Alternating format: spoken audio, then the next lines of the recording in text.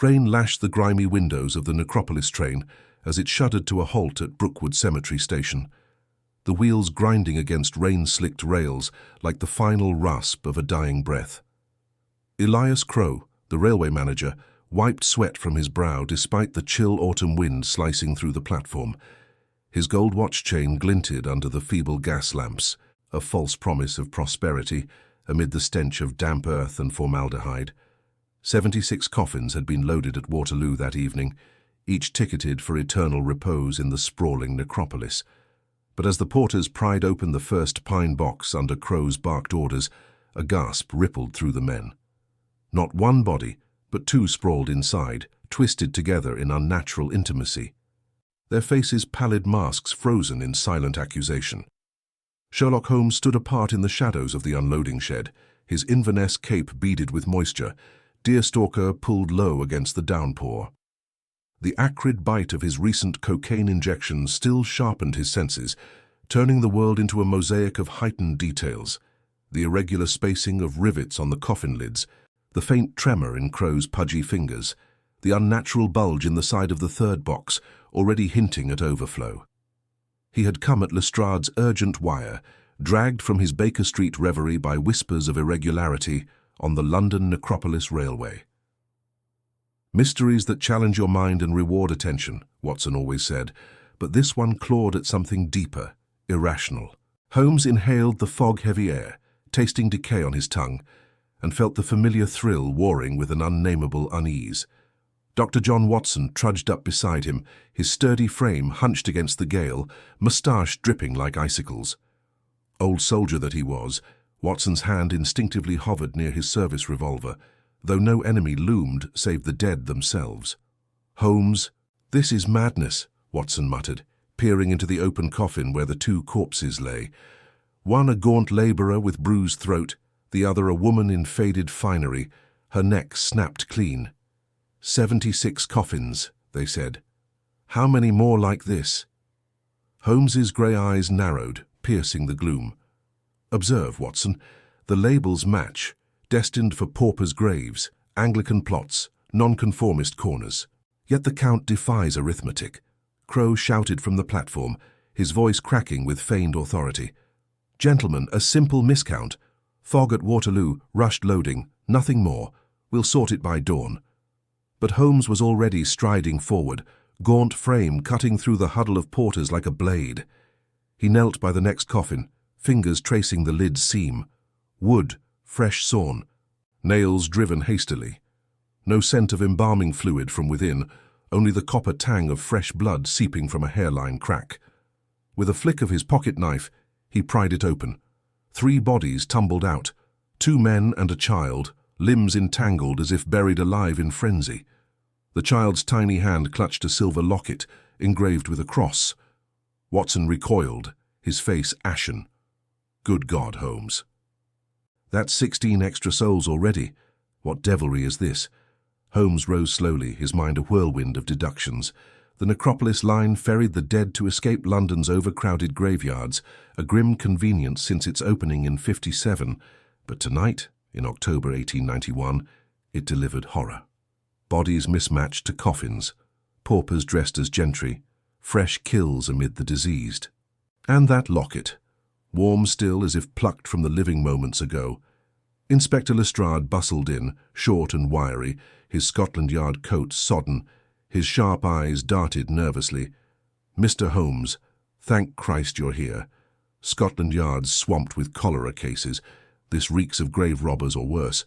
Crowe swears it's loading error, but the numbers... 76 boxes, 92 cadavers by last tally." Holmes ignored him, circling the train cars, tracks muddied by extra footprints, small, feminine. A woman's heel print near the guard's van. He signalled a porter. "Open them all." Every lid. Crowe blustered forward, corpulent belly straining his waistcoat. "Impossible, sir. Mourners expect dignity. The railway's reputation—" "Your reputation dies tonight unless explained," Holmes snapped, his voice a whip crack. "Proceed." As lids splintered open under lantern light, the platform became a tableau of the damned. Coffins overflowed, doubled paupers with slit throats, triple-stacked infants blue from smothering, A banker in evening dress beside street urchins. 92 in total. By Watson's grim count, their eyes staring sightless into the storm. No wounds from disease, strangulation, blunt force, poisons foam at lips. All recent, rigor mortis barely set. Holmes's pulse quickened, not from the cocaine's fade, but from the impossibility. Patterns emerged, victims clustered by class as if harvested deliberately. The silver locket's inscription, to Eliza, eternal faith, matched a manifest name, Eliza Thorne, widow, ticketed for a first-class plot. Watson gripped Holmes's arm. These aren't just extra. They're murders, fresh as this rain. Who loads the dead like cordwood? Before Holmes could reply, a figure emerged from the fog-shrouded cemetery gates. Dr. Victoria Hale, the coroner, her severe bun plastered with rain, wire-rimmed glasses fogged. Pale skin glowed ghostly under her lantern. Her pathologist's bag swung heavy. "Mr. Holmes," she said coolly, though her hands trembled. "I've examined the first arrivals at the mortuary shed. Toxicology pending, but anomalies. Organs harvested from some precisely, and symbols carved into flesh, crosses inverted, circles unbroken." Holmes seized the locket from the child's hand, snapping it open. Their miniature portrait. Eliza Thorne, raven-haired beauty with crimson lips, her eyes hauntingly alive. Faith twisted into something profane. Crowe hovered, sweat beading anew. Dr. Hale manages the post-mortems for the railway, all above board. Holmes pocketed the locket, mind racing.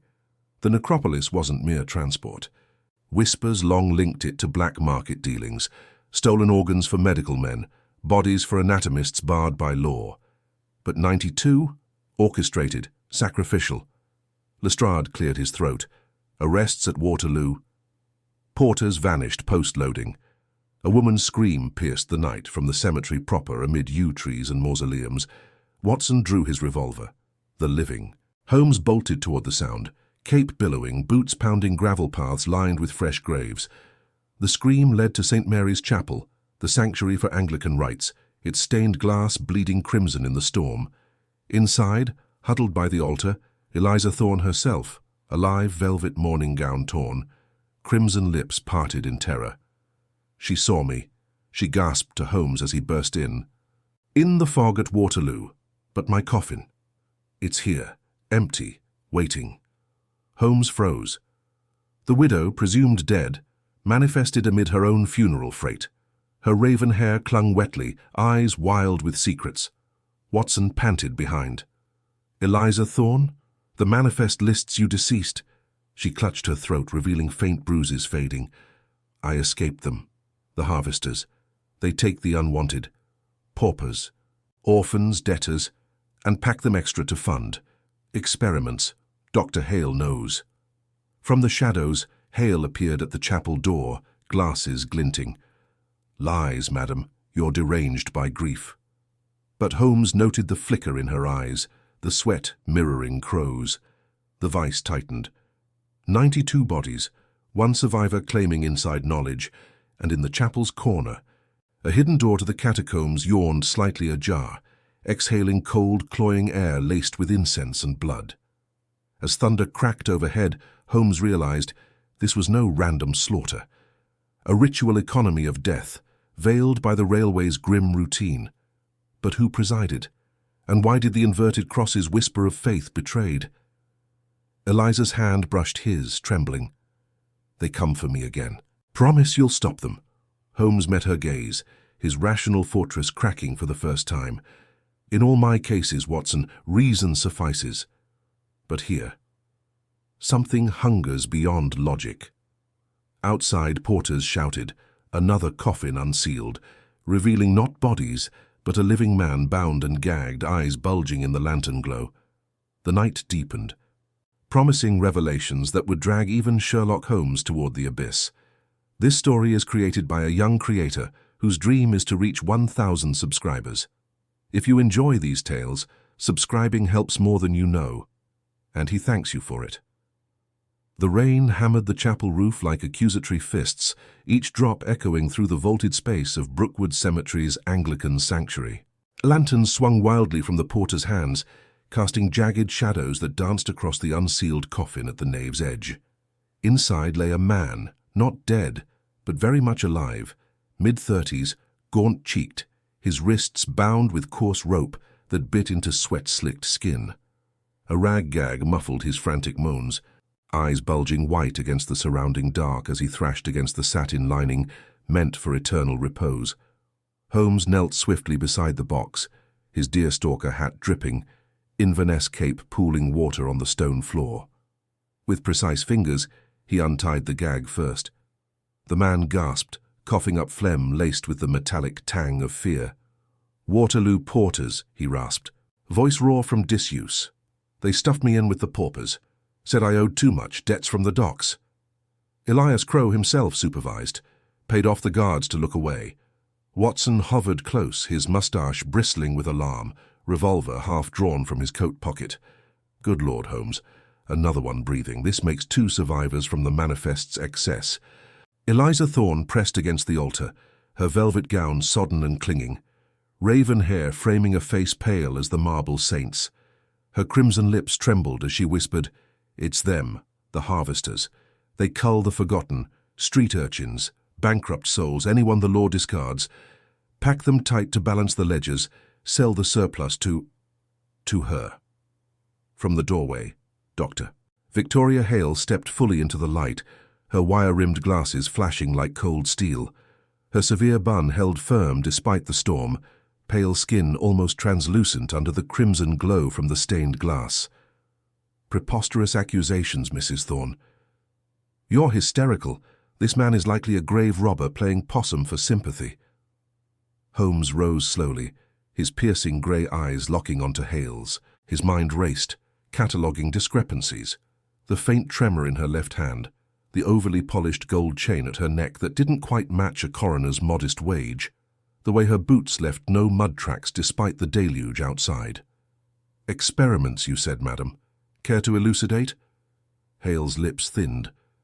"Necropolis protocol demands efficiency. The railway transports the indigent free, funded by private contributions, dissections for medical science, nothing illicit." Lestrade pushed through the cluster of porters, his wiry frame cutting the chaos, sharp eyes narrowing under his bowler hat. "Scotland Yard's here now, Holmes. Manifest shows 76 coffins from Waterloo, but 92 souls are counted. 2 live ones popping out like jack-in-the-boxes. Crowe's men swear the count was right at loading." Across the chapel, Elias Crowe lumbered in from the vestibule, corpulent belly straining his waistcoat, gold watch chain glinting as he mopped sweat from his slicked hair with a handkerchief. "Never seen such fog of nonsense, Inspector. Storm delayed us, perhaps miscount at the platform. I'll have manifests triple-checked by dawn." Holmes circled the group, his aquiline nose twitching at the cloying undercurrent wafting from that ajar catacomb door, incense mingled with something sharper, like formaldehyde and charred herbs. His veins itched faintly, the 7% solution calling from his syringe case in the pocket, but he pushed it down. Focus, patterns, bruises on Eliza's throat matching the bound man's rope burns. Crowe's perpetual sweat unlinked to the chill air. Hale's denial too rehearsed like a music hall patter. "Tell me of the loading, Mr. Crowe," Holmes said softly, stopping inches from the manager's flushed face. "At Waterloo's Necropolis platform, shrouded in fog thick as London's sins. Who handles the pauper cars?" Crowe swallowed, Adam's apple bobbing. "My foreman." "Standard procedure, coffin them quick, no names for the nameless, saves the parish rates." The bound man, now freed and slumped against a pew, rasped again. "Saw it myself. Extra bodies dragged from the shadows, kids mostly, hollow-eyed. Hale's wagon waited in the siding. They pay per pound." Hale whirled. "Slander! I certify deaths only." Thunder boomed, rattling the windows, and Eliza flinched, clutching Holmes' sleeve. Her touch was cold, desperate, stirring an unfamiliar churn in his chest. Pity. No. Calculation. She escaped her own coffin, yet knows too much. Survivor or siren? Watson steadied her gently. "Easy, ma'am. We'll get to the bottom." "Holmes, the catacombs. That door's been forced, indeed." Holmes strode to the corner, pushing the heavy oak wider. The stone staircase spiraled down into blackness, air rising thick with decay and that unnatural incense. Torchlight from above barely pierced it, revealing rough-hewn walls slick with moisture, niches holding forgotten bones. His rational mind rebelled. Railways don't hide charnel houses. Yet here, amid the cemetery's vast acres of yew trees and weathered tombs, Brookwood's underbelly pulsed with secrets. Lestrade barked orders to porters. "Seal the chapel. No one leaves till we inventory every box," Crowe protested, voice pitching high. "The storm's worsening. Train back to Waterloo at first light." Holmes ignored him, descending a few steps, pipe now clenched between teeth, unlit. The air grew heavier, laced with whispers. Or was it wind through cracks? Footprints in the damp earth, fresh, leading deeper. Hale's boot size? Possible. From above, Eliza called down, voice breaking, "Don't go alone. They mark the living for next." Holmes paused, looking up at her silhouette against the lanterns. Her eyes held not just fear, but a shadowed plea, as if she bridged his world of clues to something primal, unspoken. For the first time, reason faltered, brushing against the irrational. Faith in evidence alone suddenly thin as fog. Watson clattered down behind him. "Steady on, old chap. This reeks of more than fraud." "Aye," Holmes murmured, striking a match. The flame guttered, illuminating a wall etching. Faint inverted cross scratched into stone surrounded by cryptic symbols, alchemical sigils, or pauper tallies. A low moan echoed from below. Not wind, human, feminine. Holmes extinguished the match deliberately. Someone else lives down there. They ventured deeper, boots echoing on uneven steps, the vice of tension coiling tighter. Behind, Hale argued heatedly with Lestrade, Crowe interjecting with oily assurances. Eliza watched from the altar, fingers tracing a rosary hidden in her gown, faith's quiet anchor amid the storm. The catacombs opened into a chamber, vaults lining walls, but one pried open. Inside, not bones, but a makeshift altar, vials of murky fluid, surgical tools glinting, scraps of fabric from children's clothes, and scrawled in chalk, "Harvest yields the divine." Holmes's pulse quickened, cocaine's whisper drowned by adrenaline. This was no mere body trade, ritual. Betrayal of the sacred, twisting death's finality into profane commerce. Watson shone his lantern. "Holmes, look." On the floor, a puddle of fresh blood smeared toward a tunnel exit. Not animal, human. The moan sounded again, closer, from the dark ahead. As they advanced, the ground trembled faintly. Not thunder, but something mechanical groaning beneath the earth. The railway's hidden siding, or the cemetery awakening. Holmes gripped his cane like a weapon, mind fracturing the puzzle. Crowe profits, Hale experiments, Eliza's bruises, the extras packed like cargo. But the symbols screamed older motive, faith inverted, death harvested for power. They rounded a bend, a lantern catching a figure huddled in rags, a girl no more than 12 shivering, branded on her arm with that same inverted cross. "Help," she whimpered. "They come back soon." Holmes knelt, his detached genius yielding to urgency. "Who, child?" "The doctor. And the fat man. For the master below." "Master?" Watson echoed, horror dawning. The girl pointed to the tunnel's end, where faint light flickered. Another chamber, larger, with voices murmuring in Latin rhythm. Holmes stood, resolve hardening. The abyss beckons, Watson, and logic may not suffice to climb out. From the surface, shouts erupted. Lestrade discovering tampered coffins, more survivors clawing free. But below, the true harvest stirred, pulling Holmes inexorably toward a confrontation where reason met the unholy. The girl's eyes, wide as shattered porcelain, locked onto Holmes's face, her branded arm trembling in the lantern's unsteady glow. The inverted cross etched into her skin wept tiny beads of pus, a mark that clawed at the detective's rational mind like an unsolved equation. Below them, in Brookwood Cemetery's catacombs, the air hung thick with the rot of earth and something sharper, formaldehyde mingled with the metallic tang of recent blood. Holmes felt the cocaine's haze lift, replaced by a clarity that bordered on dread. This child was no hallucination. She was the fracture in the facade. Watson crouched beside her, his military steadiness cracking as he draped his coat over her frail shoulders. "Easy now. Miss, you're safe with us. Tell us your name." "Lily," she whispered, voice a rasp from disuse. "They took my brother first. Said he was for the harvest. The master needs pure ones." Holmes's mind raced, cataloguing the extra bodies in the coffins, the surgical remnants, Crowe's evasive sweat, Hale's clinical detachment. Pure ones. The phrase echoed like a misquoted scripture, twisting Victorian propriety into abomination. He glanced at the tunnel ahead, where the Latin murmurs swelled, Dies irae, dies illa, solvet saeclum in favilla. Day of wrath, that day the world dissolve in ashes. Not prayer, but incantation, profane and rhythmic. "We press on," Holmes murmured to Watson, his voice low steel. "Lestrade can handle the surface chaos. This leads to the heart." Lily clutched his sleeve. "No, sir. The fat man, he's Elias Crowe. He guards the door. And the lady doctor, she cuts them open while they sing. Crowe, Hale." The names slotted into place, motive crystallizing. The Necropolis Railway's hidden freight, smuggling not just corpses but the living, harvested for some alchemical delusion of immortality or power.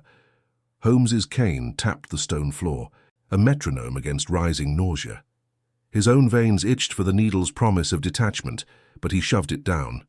Not now. Reason demanded he witness this fully. They crept forward, Lily stumbling between them, her bare feet silent on the damp slabs. The tunnel narrowed, walls pressing like a coffin lid, gas pipes hissing faintly overhead, the railway's veins pulsing even here. A mechanical groan vibrated through the ground again, closer, as if the train itself stirred in sympathy. At the chamber's mouth, they halted.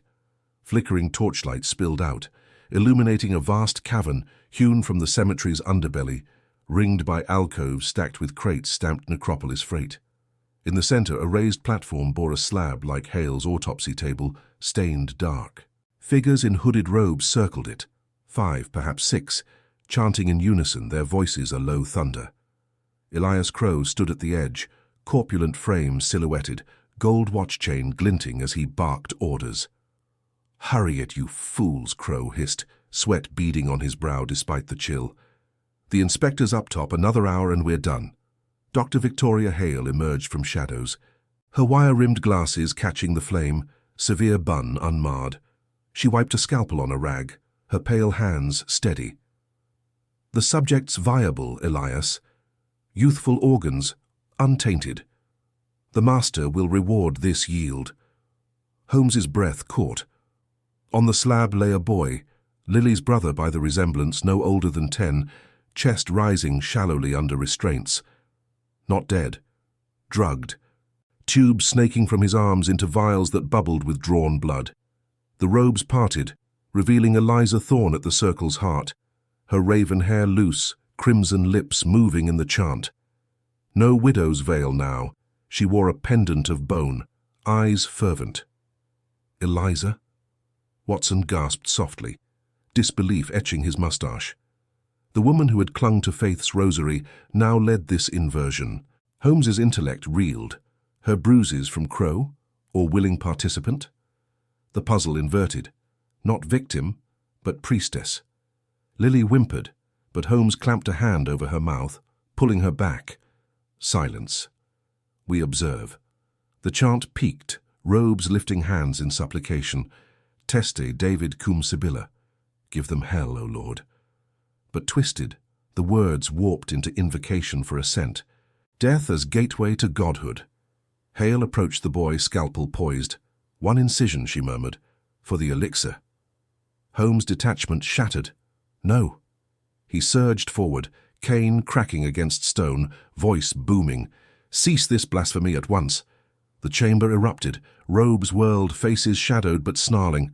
Crowe spun, face purpling.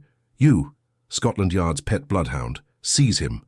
2 thugs lunged, fists like ham-hocks.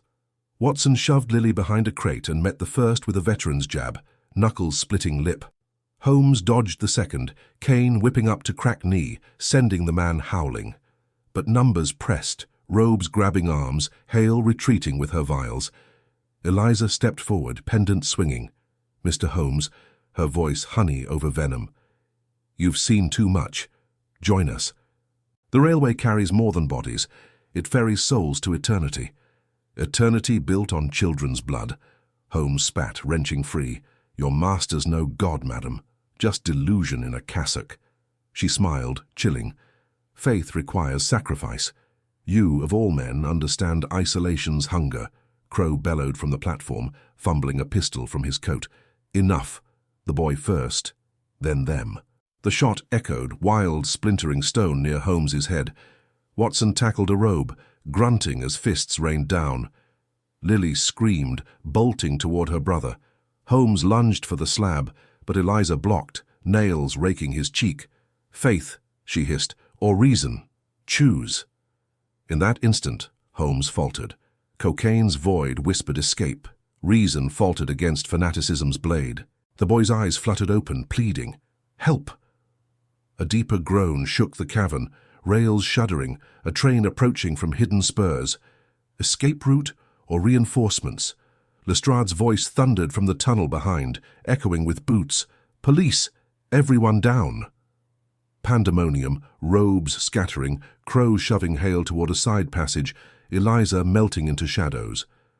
Holmes freed the boy, pulse hammering, carrying him as Watson hauled Lily. They retreated amid gunfire cracks and shouts, the chamber emptying like a punctured lung. Surfacing into Brookwood's fog-shrouded night, Holmes gasped fresh air, the children's weight anchoring him. Lestrade swarmed with constables, cuffing stragglers, but Crowe and Hale vanished, Eliza too. The inspector clapped Holmes's shoulder. "Blimey, you've stirred the hive. Coffins full of extras, living ones half alive." Holmes nodded, mind fracturing anew. This was no trade. It was cult, faith perverted into commerce, his own faith in logic, in self, cracked. Cocaine called louder now, promising numbness from the horror. But the boy's weak grip held him. Change glimpsed, not just solve, but save. As dawn bled grey over the cemetery rails, a whistle pierced the mist, an unscheduled train departing Waterloo's shadow line. Crowe fleeing, or summoning the master? Watson eyed him, concern deepening lines. "Holmes, you're pale. The syringe?" "Not yet, old friend, but the abyss stares back, and it wears a familiar face. High above in the Necropolis chapel a single candle flickered out. The rosary Eliza once fingered lay abandoned on the altar, beads scattered like fallen stars. Comment if you've known someone who found their way back. The trail led to Waterloo Station's underbelly, where the railway's secrets coiled tighter, and Holmes confronted not just killers but the void within. Fog clung to the arches of Waterloo Station like a shroud, thick and oily from the Thames's breath. Holmes descended the iron stairs into the underbelly, the air turning sour with coal dust and stagnant water. Gas lamps flickered yellow pools on slick cobblestones, casting long shadows that twisted like accusing fingers. Watson followed close, his lantern swinging, while Lestrade barked orders to a pair of constables trailing behind. The boy's frail form from the cemetery, now named Tommy, barely 10, lay bandaged in a hospital cot miles away. His sister Lily guarded nearby. Their eyes haunted Holmes, wide with a terror no child should know. This was the Necropolis Railway's hidden vein, a warren of disused sidings and forgotten loading bays where coffins vanished into the night. Holmes's mind raced, piecing fragments.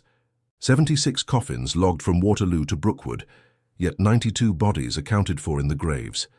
16 extras, living sacrifices squeezed into the dead's embrace, drugged or bound for some ritual trade. Crowe, the corpulent manager, had overseen it all, his gold watch chain glinting as he fled. Hale's coroner's scalpel hid experiments, embalming fluids laced with opiates to mimic death. And Eliza Thorne, the widow in velvet, her rosary beads scattered like a broken vow. Holmes knelt by a rusted track, fingers tracing oily residue, morphine traces, mixed with nightshade. Enough to paralyze, not kill. He felt the syringe in his pocket, its needle a siren's call against the chill seeping into his bones. Reason demanded focus. The void whispered surrender. Watson crouched beside him, voice low. "Steady on, Holmes. We've got Lestrade's men sealing the exits. Crowe can't slither far." Lestrade snorted, wiping rain from his sharp eyes. Slither. That fat toad's probably halfway to Dover by now, but these sidings, they've been off books for years.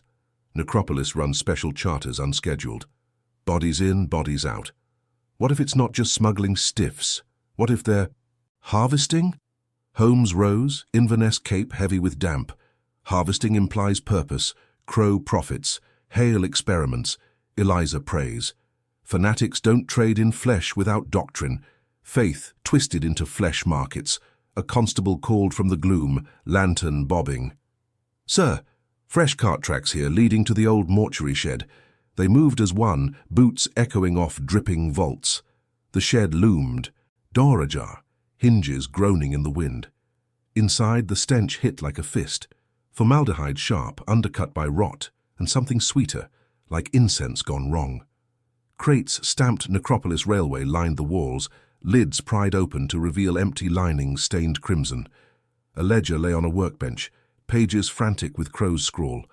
Shipment 47, 16 units, primed. Payment via E.T. Eliza Thorne. Holmes flipped pages, dates aligning with missing paupers from London's alleys. Orphans, vagrants, the invisible.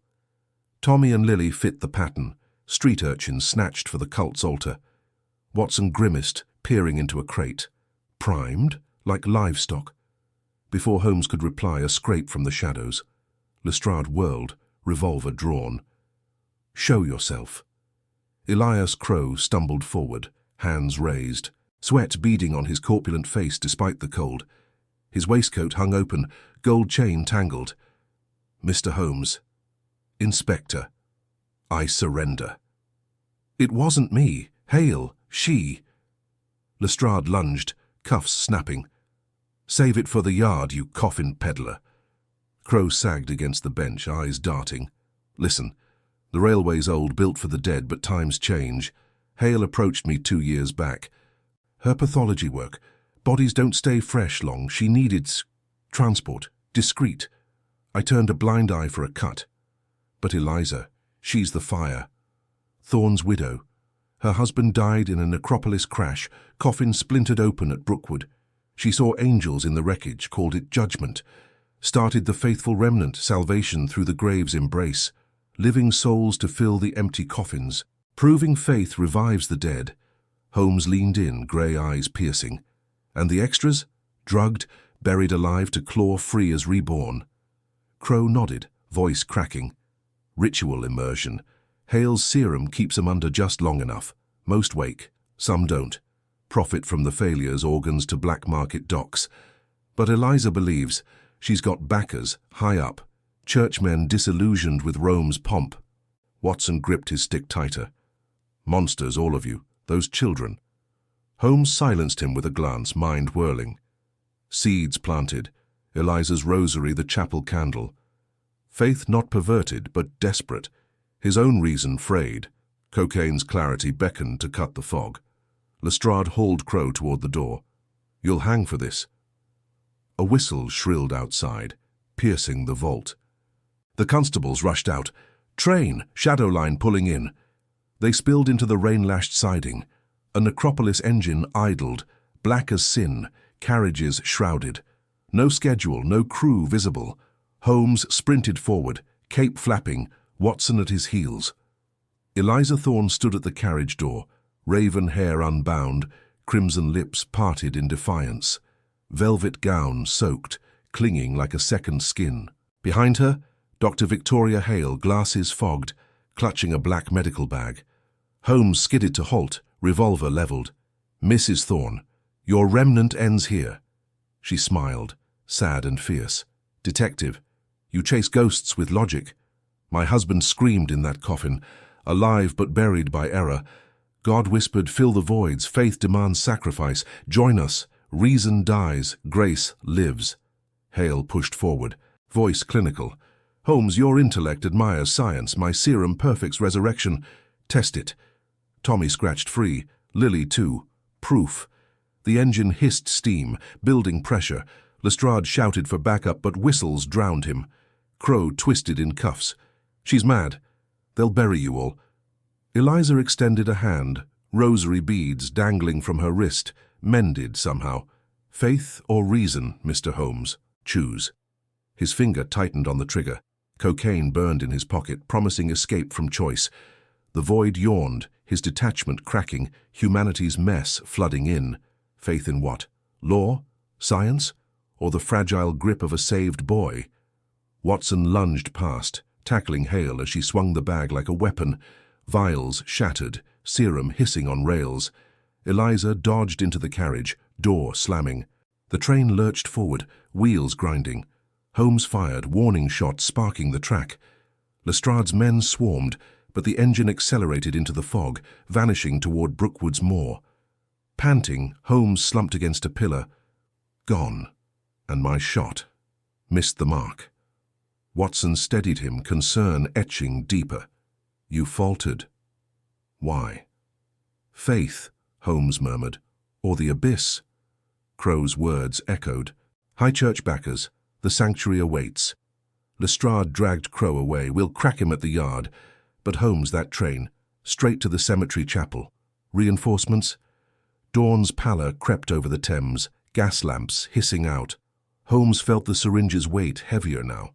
The struggle clawed deeper, not just the cult's secrets, but his soul's unraveling. Waterloo's underbelly had yielded truths, but at what cost? As constables sealed the shed, a faint cry echoed from the fog. Another child? Or Eliza's siren call? The Necropolis chapel beckoned, its candle relit by unseen hands, and Holmes knew. The dark night deepened, tempters closing in. Fog clung to the Thames like a shroud as Holmes and Watson hurried from Waterloo's shadowed platforms, the distant wail of the Necropolis train fading into the night. Lestrade had commandeered a hansom cab, its horse snorting against the chill, while constables swarmed the station house behind them. Holmes clutched the syringe in his pocket, its glass cool against his palm, a talisman of temptation amid the chaos. The cocaine whispered promises of clarity, but his mind raced ahead to Brookwood, the London necropolis, 25 miles of iron track leading to eternity's gate. They rattled through South London's ink-black streets, gas lamps flickering like dying stars. Watson gripped the strap, his moustache twitching with worry. "Holmes, you look feverish." "That shot at the train, your hand shook. I've never seen it." Holmes stared into the void beyond the window, rain streaking the glass. Precision falters when the irrational invades, Watson. Hale's serum, Crowe's ledgers, Eliza's rosary, threads of madness weaving faith into flesh. 92 souls in 76 coffins. Resurrection, or ritual slaughter masked as salvation. The cab lurched onto the open road, the railway line paralleling their path like a silver vein pulsing toward the grave. Lestrade leaned forward, his wiry frame taut. "My men are wiring ahead to Woking Junction. If that engine stops at Brookwood, we'll have it surrounded." But Crowe spilled nothing more than sweat. "High church patrons," he muttered, names redacted in blood ink. Dawn's grey fingers clawed the horizon as they neared the cemetery's vast expanse. Brookwood Cemetery sprawled across hundreds of acres, a city of the dead divided by creed. Anglican, nonconformist, even a pauper's pit, and a Muslim quarter. The Necropolis station stood isolated, its Gothic chapel looming with spired menace, stained glass depicting Judgment Day in crimson and gold. The air here carried the scent of turned earth and wilted lilies, heavy with the finality it promised, and now defied. Their cab halted at the wrought iron gates, where railway porters milled uneasily, lanterns swinging. "Inspector," a frantic voice called from the fog, a station master ruddy-cheeked and trembling. The funeral train arrived half an hour ago, pulled in silent, no whistle. Unloaded coffins straight to the Anglican chapel crypt. No mourners, just shadows. Lestrade barked orders, flashlights piercing the mist as they pushed through.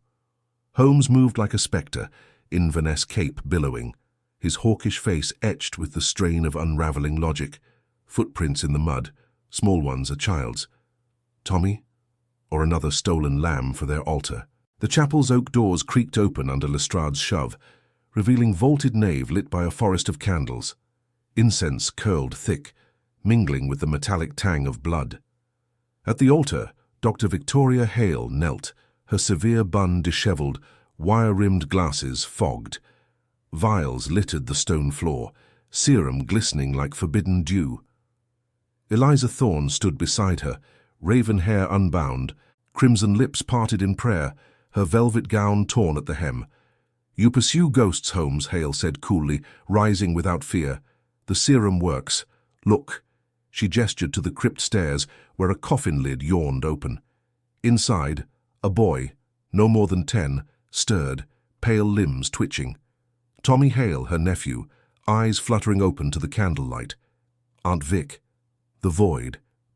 It was warm. Holmes descended, pulse hammering. Revival, not resurrection. Adrenaline and alkaloids flushing the system post-mortem.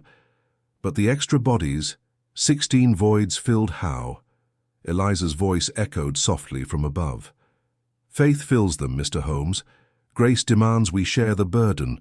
The High Church sees death's not the end. Our patrons fund eternity's expansion." Watson recoiled at the sight, crossing himself instinctively. "Blasphemy! These children, drugged, buried alive to prove your miracle." Lestrade's men flooded the crypt, rifles raised, but Hale laughed, a brittle sound. "Test the boy." His heart beats. Lily waits in the next vault, risen too, science and spirit entwined. Holmes knelt by Tommy, fingers probing the pulse, steady, impossibly so. The boy's skin bore needle marks, faint scars of ritual immersion.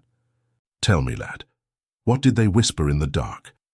Tommy's eyes, wide with lingering terror, fixed on Holmes. The lady sang of heaven's train, coffins too light, needed filling.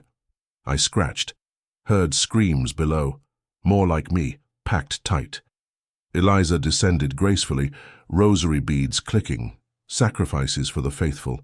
The railway hides the overflow, paupers no one claims. Crowe tallied them for profit, we for paradise.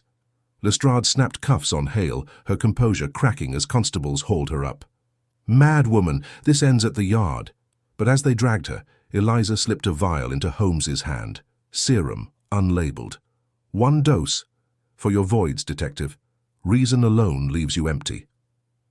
Holmes pocketed it beside his cocaine, the twin temptations burning. His mind whirled. The ledgers balanced now. 76 coffins, official dead, 16 extras, stolen urchins, drugged into docility, layered beneath to fill the grace. Resurrection staged with science's sleight, faith's fervor blinding the donors.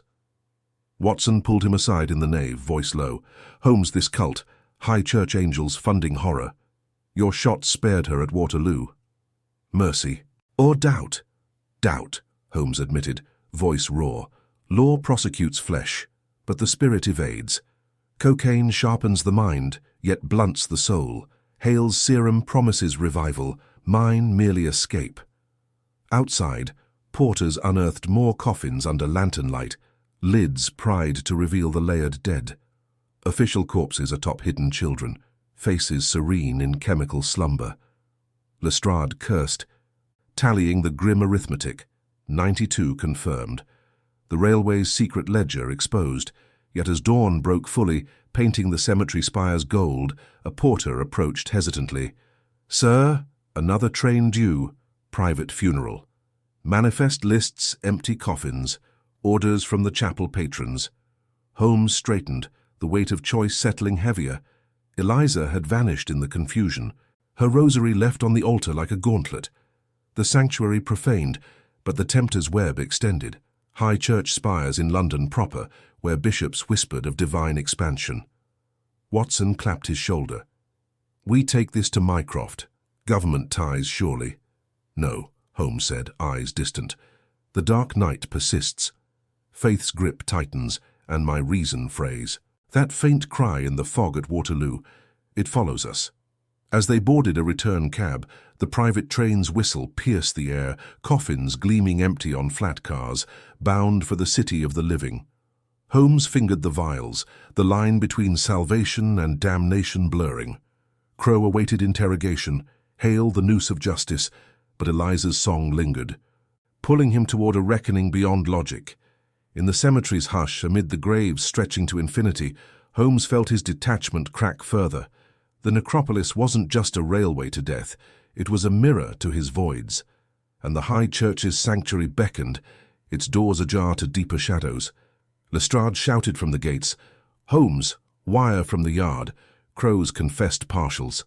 Patrons named, bishops, lords. But one escapes, Eliza Thorne, widow of the first, risen. The cab wheels turned, hurtling back to London, but Holmes knew the struggle deepened, tempters multiplied, and within him the syringe called louder. Faith's false light tempting a fall from reason's cliff. What cry awaited in the capital's heart? The cab jolted over uneven cobblestones, the Thames's murky breath seeping through the cracks, carrying the rot of low tide and distant factory smoke. Holmes sat rigid, his long fingers tracing the vial's smooth glass in his pocket. The cocaine's promise, a siren's whisper against the clamour of his mind. 92 souls layered in those coffins, official dead masking the innocent vanished, and yet the numbers mocked him, refusing to align into reason's neat equation. Eliza Thorne's rosary bead still burned in his memory, dropped like a deliberate sign, her crimson lips curving in that chapel shadow as if she knew his fractures. Watson shifted beside him, his moustache twitching with unspoken worry. "Holmes, you've barely spoken since Brookwood. Crowe's confession names patrons, but partials only. We need Mycroft's reach now, before the yard buries it under procedure." Holmes's grey eyes flicked to the fog-veiled spires of Southwark Cathedral ahead, their stone gargoyles leering through the mist. "No, Watson. Mycroft traffics in governments and shadows, but this web threads through altars and confessions. Crowe first, his office at Waterloo, where the trains disgorge their secrets. There, truth or evasion will crack him." Lestrade leaned forward from the opposite seat, his wiry frame taut, sharp eyes glinting like a ferret scenting blood. Aye, and Hale's pathology reports, those chemical slumbers on the children's faces. Embalming fluids laced with something unnatural, she admitted under pressure. But Eliza, Holmes, that widow's no ghost. Her husband's resurrection tale was the first whisper, body vanished from a pauper's plot. The cab halted abruptly at Waterloo's arched gates, the station's iron skeleton looming under gas lamps flickering in the drizzle. Porters hustled crates stamped with the Necropolis insignia, the air thick with coal soot and the faint, cloying sweetness of fresh pine coffins. Holmes alighted first, his Inverness cape swirling, deerstalker shadowing his aquiline face. "Lead on, gentlemen, the tempter awaits." Elias Crowe's office clung to the station's underbelly like a wart, a cramped den of ledgers and brass fittings, walls papered in faded green, smelling of stale tobacco and oiled machinery. The railway manager paced behind his desk, corpulent belly straining his waistcoat, gold watch chain glinting with nervous sweat. His slicked hair had wilted, eyes darting like a cornered rat as Lestrade burst through the door, Holmes and Watson flanking him. "Crowe, you snake," Lestrade growled, slamming the wire from the yard onto the desk. Bishops and lords paying for extra cargo, children's bodies stacked like cordwood. Spill it all, or I'll have you in irons before the next train. Crowe collapsed into his chair, meaty hands wringing. "It wasn't murder, Inspector. Profit, yes, desperate profit. The necropolis runs on charters from high church patrons. Pauper graves overflow in London. They need space for the faithful departed, but the chapel funds, expansions, cathedrals rising. Empty coffins outbound, filled discreetly at Brookwood. No harm, the little ones were already gone, fever or famine. We just expedited." Holmes leaned against the doorframe, pipe unlit between his teeth, inhaling the room's fetid air instead. Expedited. A euphemism for trafficking innocents under divine sanction. And Dr. Hale's chemicals. To preserve them for what? Resurrection experiments in sanctified vaults. Crowe's face paled further, beads of sweat tracing his jowls. "Hale's a visionary, Mr. Holmes. Barred from the Royal Society, she works in shadows. Those fluids halt decay indefinitely. The Church whispers of saints' relics, bodies incorrupt for veneration. Patrons believe it's holy work, extending life eternal. Eliza. She brokered it. Her husband died in debt. She saw salvation in the scheme. But the numbers, 92, slipped. A miscount in the fog. Watson stepped forward, his surgeon's hands clenching. Holy work. Those children had families, breath stolen before their time. You're no bureaucrat. You're a grave robber with a gold chain. Holmes's mind raced, piecing the mosaic. Eliza's velvet gown at the widow's vigil, her raven hair framing eyes that held no grief, only calculation. The rosary, a feint drawing him into faith's labyrinth where reason faltered. His fingers itched for the syringe, the sharp clarity it promised amid this moral fog. Faith's grip, indeed. Patrons cloaked in piety, turning death's railway into a conduit for abomination. "Enough," Holmes interjected softly, voice like honed steel. "The patron's name's Crowe. Full ledger." Crowe hesitated, then slid a leather-bound book across the desk, pages yellowed and ink smudged. Bishops Hargrove and Lisle, Lord Ashford.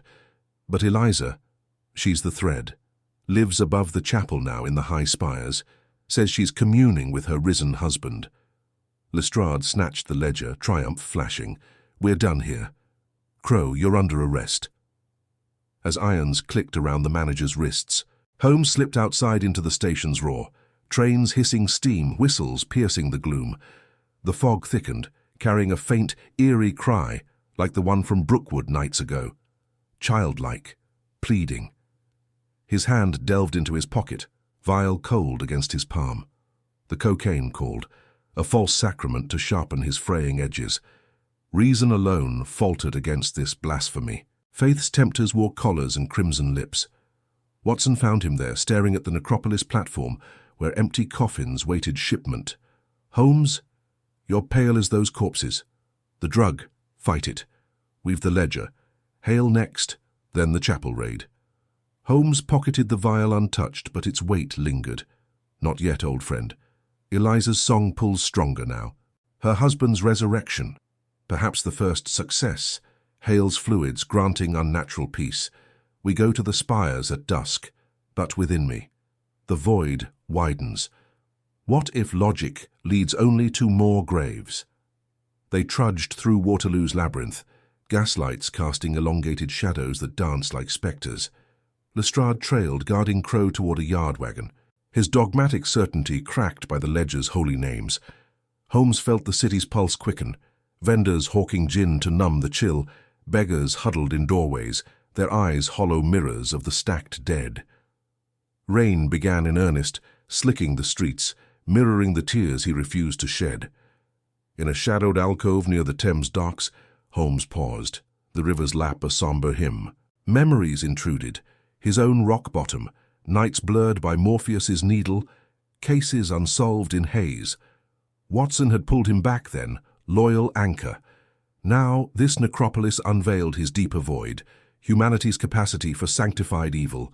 Faith, once dismissed as superstition, now ensnared reason in its coils. A newsboy's cry cut the air. Extra. Necropolis horrors, church implicated. Holmes snatched a damp broadsheet, headlines screaming of Brookwood's tally. Eliza's face stared back, sketched in ink, widow turned phantom. Watson gripped his arm. "She's baiting us. The chapel sanctuary, her haunt." Holmes nodded, resolve hardening amid the temptation's surge. "Then we answer." But as dusk bled purple over the spires, he wondered if the cry in the fog heralded children or his own unraveling soul. Dr. Hale's laboratory beckoned first, a temptation's fork in shadowed Whitechapel, where scalpels gleamed under lone gas jets and jars of specimens floated in murky brine. Would she confess the fluid's true alchemy, or weave more lies in science's name? Yet as they approached her door, a woman's voice hummed from within, Eliza's melody low and insistent. The syringe burned hotter in Holmes's pocket. Faith's dark night deepened, and reason teetered on the abyss. If this story has gripped you, hit the like button. It helps reach more people who would love this. The door creaked open, revealing not Hale but Eliza Thorne, rosary dangling from her wrist like a noose. "Come in, mister." "Holmes, my husband's waiting." Holmes stepped into the dim laboratory, the air thick with the metallic tang of formaldehyde and something sweeter, like wilted roses left too long in a vase. Gas lamps flickered on steel tables cluttered with scalpels, vials of amber fluid. and dissection trays veiled in stained cloths. Eliza Thorne stood at the centre, her raven hair unbound now, cascading over the velvet of her morning gown like spilled ink. The rosary beads clicked softly against her wrist as she gestured toward a shadowed corner where Dr. Victoria Hale hunched over a workbench, her wire-rimmed glasses reflecting the blue flame of a Bunsen burner. Watson followed close, his hand instinctively brushing his revolver's bulge under his coat, eyes darting to the door's shadowed jamb. Lestrade lingered outside, muttering about securing the perimeter, his wiry frame silhouetted against the fog-choked alley. Holmes's pulse quickened, the syringe in his pocket a leaden weight pressing against his thigh, whispering promises of clarity amid the chaos. He forced his mind to catalogue, the coroner's pale hands trembling slightly as she adjusted a pipette, the widow's crimson lips curving in a smile that didn't reach her eyes. "My husband's waiting," Eliza repeated, her voice a silken thread laced with mockery, carrying the clipped vowels of East End refinement, masking deeper grief. She glided to a glass cabinet, unlocking it with a key from her bosom. Inside, not organs or bones, but a small porcelain urn etched with thorns and a name, Thomas Thorne. Beloved. Holmes leaned closer, detecting faint traces of earth and incense clinging to it. Dr. Hale straightened, her severe bun askew, a strand of greying hair escaping like a confession. "Mr. Holmes," she said crisply, though her voice wavered, "this is highly irregular." Mrs. Thorne arrived unannounced, demanding an examination of her husband's remains from the Necropolis shipment. Holmes's grey eyes narrowed, piercing the room's gloom. "Irregularity is my profession, Doctor, and this urn, does it contain what the railway delivered, or something? Augmented?"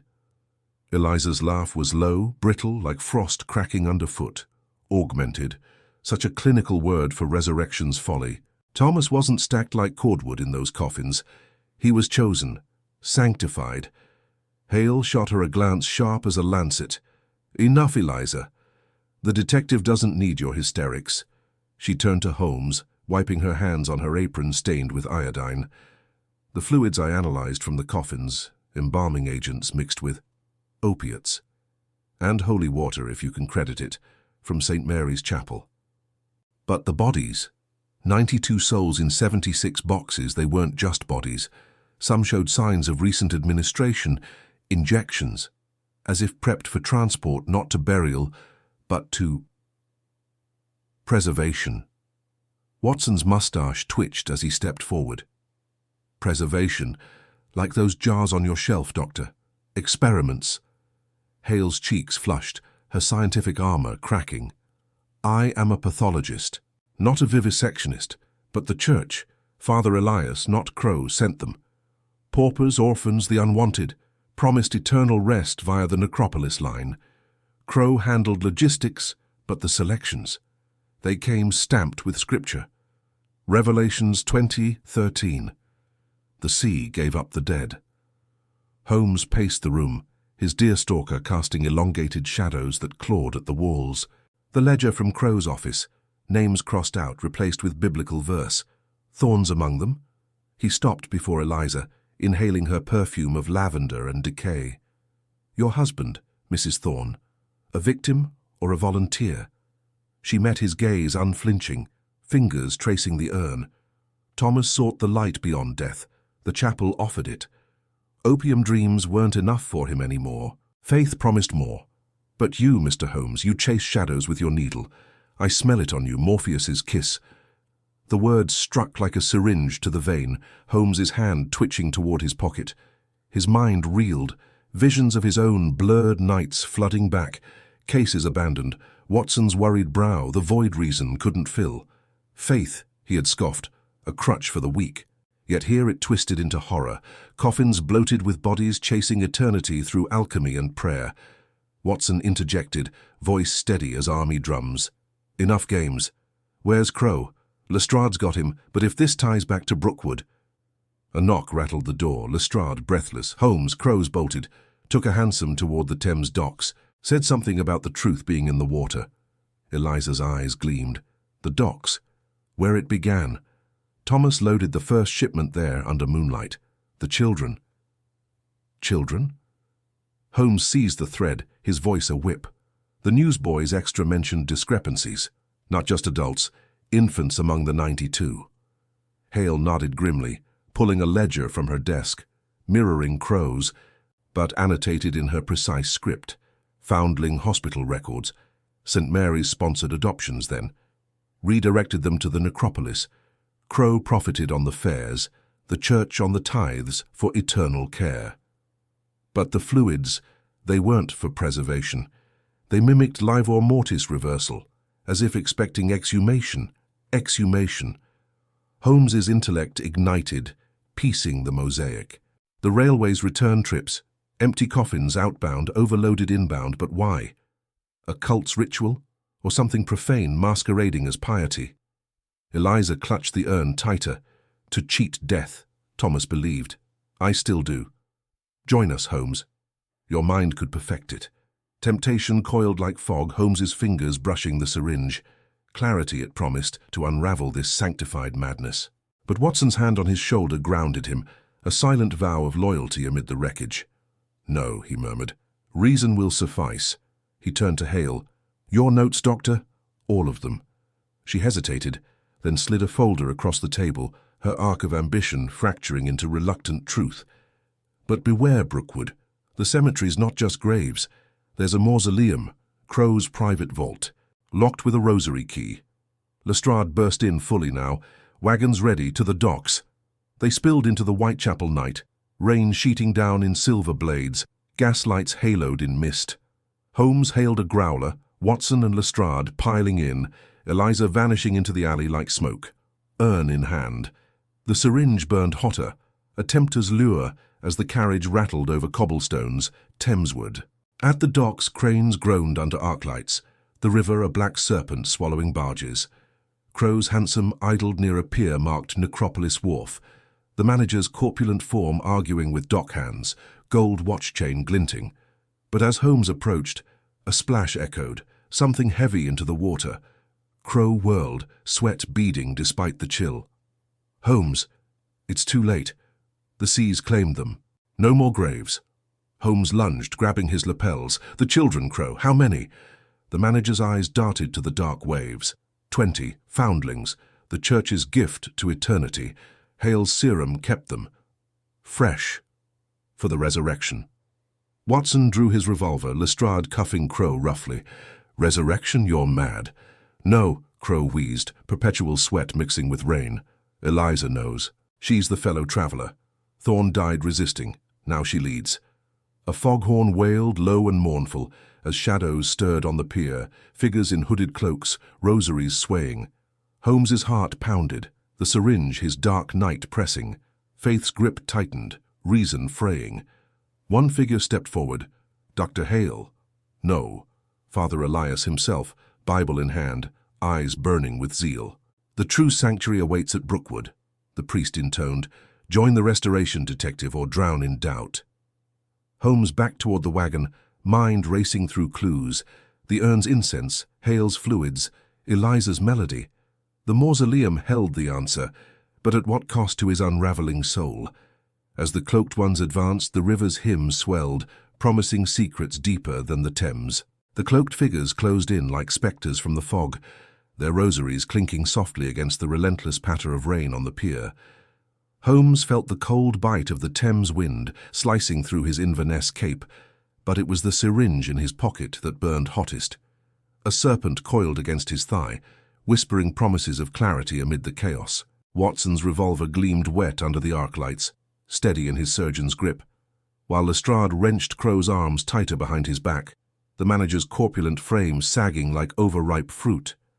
Father Elias stepped fully into the light, his Bible clutched like a shield, face gaunt beneath the hood, eyes alight with a fervor that bordered on madness. Join us, Mr. Holmes, or watch your reason sink with the evidence. The Necropolis calls. The true resurrection begins at Brookwood. Holmes's mind whirled, piecing the fragments, the overcrowded coffins, Hale's illicit serum preserving the foundlings, Eliza's haunting melody echoing the widow's grief-turned vendetta. Crowe had cracked, admitting the 20 children, church gifts to eternity. But this priest spoke of restoration, as if death were merely a station on the line. How many more layers? The urn's incense masked decay. The mausoleum hid not just records, but perhaps the serum's source. "Enough of this mummery," Holmes snapped, voice cutting sharp as a scalpel. "Your resurrection reeks of formaldehyde and fraud. Where's Hale? And Eliza, does she chant your hymns too?" Father Elias smiled, thin lips parting over yellowed teeth. "Dr. Hale prepares the way. Eliza. She grieves, as we all do. Her husband saw the truth too late, resisted the serum's grace. Now his essence fuels the new life. Come to Brookwood, detective. See the vaults where eternity unfolds." Watson shifted, revolver trained on the priest. "Grace, you've drowned innocence in the Thames. We are taking Crowe to the yard." But Lestrade hesitated, eyes flicking to the shadows where more cloaks gathered, silent and multiplying. Holmes caught the inspector's doubt, the career man weighing promotion against the unknown. Rain sluiced down Lestrade's face, mingling with sweat. A low whistle pierced the night, and from the fog bank, the chuff of a steam launch approached, its lanterns cutting yellow swaths across the black water. Dockhands scattered, cranes creaking to a halt. Crowe bucked against the cuffs, the wagons, the last shipment. Hale's work mustn't be stopped. Holmes lunged toward the pier's edge, peering into the murk. There, lashed to a bollard, bobbed a Necropolis barge, tarpaulin sheets billowing like funeral shrouds. Beneath, faint thumps, muffled, insistent, like fists on wood. Not empty. The coffins. "Watson, cover me." Holmes vaulted the railing, boots slipping on algae-slick planks as he tore at the ties. Lestrade hauled Crowe along, revolver barking a warning shot into the air. The cloak surged forward, Father Elias raising his Bible like a banner. "In the name of the risen, they come alive." Holmes ripped the tarpaulin free, revealing stacks of pine boxes, lids nailed haphazardly, labels faded. Necropolis line, Brookwood bound. One bore fresh scratches inside, claw marks etching desperate pleas. He pried at the nearest with his penknife, wood splintering under frantic strokes. Inside, not dust, but a child's form, small and rigid, skin waxy pale, eyes stitched shut with black thread. The serum's work, preserved, but stirring faintly, chest rising in shallow, unnatural heaves. "God preserve us," Watson breathed, revolver dipping as horror rooted him. "It's alive." Barely. The thumps grew frantic from adjacent coffins, a chorus of the damned. Holmes' hands shook, not from cold, but the fraying edge of reason. This wasn't mere body snatching, it was alchemy, faith twisted into science's dark mirror. Hale's ambition, Crowe's greed, Eliza's rage fueling a cult's delusion of rebirth. Father Elias laughed, a wet rasp. The serum bridges death's veil. Eliza tested it first on Thorne, her husband's resurrection failed, but the children, purer vessels, 20 tonight, but 92 total. The railway carries them home. Lestrade cuffed Crowe harder. 92. You packed them like herring. The manager wheezed, eyes wild. Profit from the plague orphans. Hale's formula kept them fresh, no rot, no questions. The church blessed it as mercy. Holmes slammed the lid shut, heart pounding against the syringe's siren call. Cocaine would sharpen this fog, cut through the zealotry, but at what cost? His intellect, his anchor, teetering. Watson yanked him back as the cloaks charged, rosaries whipping like flails. "Fight!" Holmes roared, grabbing an iron pry-bar from the pier. Watson fired twice, shots echoing over the water, scattering the front line. Lestrade dragged Crowe toward the growler, but a cloak tackled him, Bible thudding against the inspector's skull. Crowe broke free in the melee, lumbering toward the steam launch, gold watch chain flashing as he clambered aboard. "No!" Lestrade scrambled up, but the launch's engine coughed to life, paddles churning foam. Holmes swung the bar, cracking a hood back, revealing not zealot, but dockhand, eyes glazed with opium dreams. How deep did this web burrow?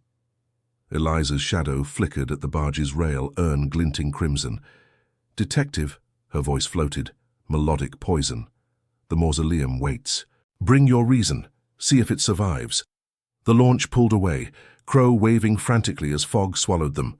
Watson hauled Lestrade to his feet, blood trickling from the inspector's temple. Holmes stared at the retreating lanterns, the thumps from the barge fading into the rain's drone. 20 children, serum-bound, bound for Brookwood's vaults. But Eliza's words gnawed. The mausoleum held more. "We pursue," Holmes said, voice steel over inner tremor. "The Necropolis train leaves Waterloo at dawn. We'll board it. End this at the cemetery." Watson nodded, revolver smoking. "And Hale?" "There, amid the crates." Holmes pointed to a huddled form slipping into the fog. Dr. Victoria Hale herself, severe bun unraveling, wire-rimmed glasses askew, clutching a valise stained dark. Lestrade wiped blood. Resolve hardening. Yard wagons inbound. But Holmes, this resurrection talk feels bigger than bodies. "Bigger than law," Holmes murmured, syringe heavy as lead. Faith's counterfeit, demanding its tithe. They commandeered the growler, rattling back through Whitechapel's labyrinth, gaslights blurring into streaks. Holmes's mind raced. Hale's pathology notes, stolen from the morgue. Crowe's ledgers hiding payments to foundling homes. Eliza's velvet gown, mourning turned militant. Seeds of a plot sown in grief. Thorne's death the catalyst, Hale's serum the tool, Father Elias the zealot architect. At Baker Street, Mrs. Hudson's lamps glowed sanctuary, but Holmes bypassed the door, scaling the fire escape to his chemical bench. Watson protested below. "Rest. Holmes, at least till dawn." "Dawn reveals nothing without preparation," Holmes called down, already measuring powder. The syringe gleamed. Tempter's kiss. One prick for focus, to map the railway's veins. Waterloo platform, the funeral train, Brookwood's endless graves. He hesitated, needle poised. Reason's edge dulled by doubt, faith's irrational pull mirroring his vice. What if resurrection whispered truth? No, science lied here, cloaked in prayer. Downstairs, Watson bandaged Lestrade, the inspector muttering of demotions, careers drowned like evidence. But Holmes descended changed, eyes fever bright sans needle, mere will fraying but intact. The yardmen arrived at first light, wagons laden for Waterloo. Holmes slipped Hale's trail, a handsome print in mud leading cemetery ward. But as they boarded the growler anew, a newsboy's cry pierced the fog. "Necropolis horror, coffins overflow Brookwood." Holmes' blood chilled. The train had run early, Crowe's doing. 92 souls stirring under serum and scripture, and Eliza's melody haunted. The vaults beckon. At Waterloo, steam hissed like serpents. Platforms thronged with mourners in black. The Necropolis engine idled. Special third-class cars sealed, guards eyeing Holmes warily. Lestrade flashed his badge, but a ticket clerk balked. Private funeral, church charter. Holmes scanned the crowd. Hooded figures blending with widows, rosaries hidden. Father Elias boarded first car, Bible prominent. Hale vanished into second, valise in tow. "We split," Holmes decided. "Watson, Lestrade, first car with Crowe's scent." "I'll take second," Flush Hale. Watson gripped his arm. "Holmes, the syringe. Don't let it." "Reason prevails," Holmes lied, pulse racing. As the whistle blew, carriages jolting forward. He stepped aboard, the rhythm mimicking his heart's dark cadence, through fog-veiled countryside toward Brookwood's moor, where vaults promised revelation or ruin. But in the compartment's gloom, a velvet whisper, "Welcome, detective." Eliza Thorne, crimson lips curving, syringe twin glinting in her palm. "Your dose, or mine." The compartment door rattled shut behind Sherlock Holmes, sealing him in with the velvet widow and the promise of oblivion. Eliza Thorne leaned back against the worn plush seat, her crimson lips parting in a smile that held no warmth, only the calculated allure of a siren's call. The syringe caught the dim lantern light filtering through the grimy window, its needle a silver fang poised between her gloved fingers. "Your dose, or mine," she murmured, her voice a silken thread weaving through the train's relentless clatter. Holmes stood rigid, his tall frame casting a long shadow across the narrow space. The air hung heavy with coal smoke seeping from the corridor, and the faint, acrid tang of formaldehyde that clung to her gown like a ghost's perfume. His mind raced, synapses firing against the fog of fatigue that clawed at his edges. Reason demanded he disarm her, deduce her game, widow-turned-temptress, or something darker. But the vein at his forearm throbbed in rhythm with the wheels on the rails, a traitorous pulse whispering surrender. One prick, and the world's chaos would sharpen to crystalline clarity. No more blurred lines between the rational and the profane. He forced his gaze to her eyes, dark pools reflecting the passing Surrey countryside, hedgerows blurred into smears of green under perpetual drizzle. Eliza Thorne, 34, raven hair pinned beneath a veiled hat, her mourning weeds hiding curves that spoke of life amid death's theatre.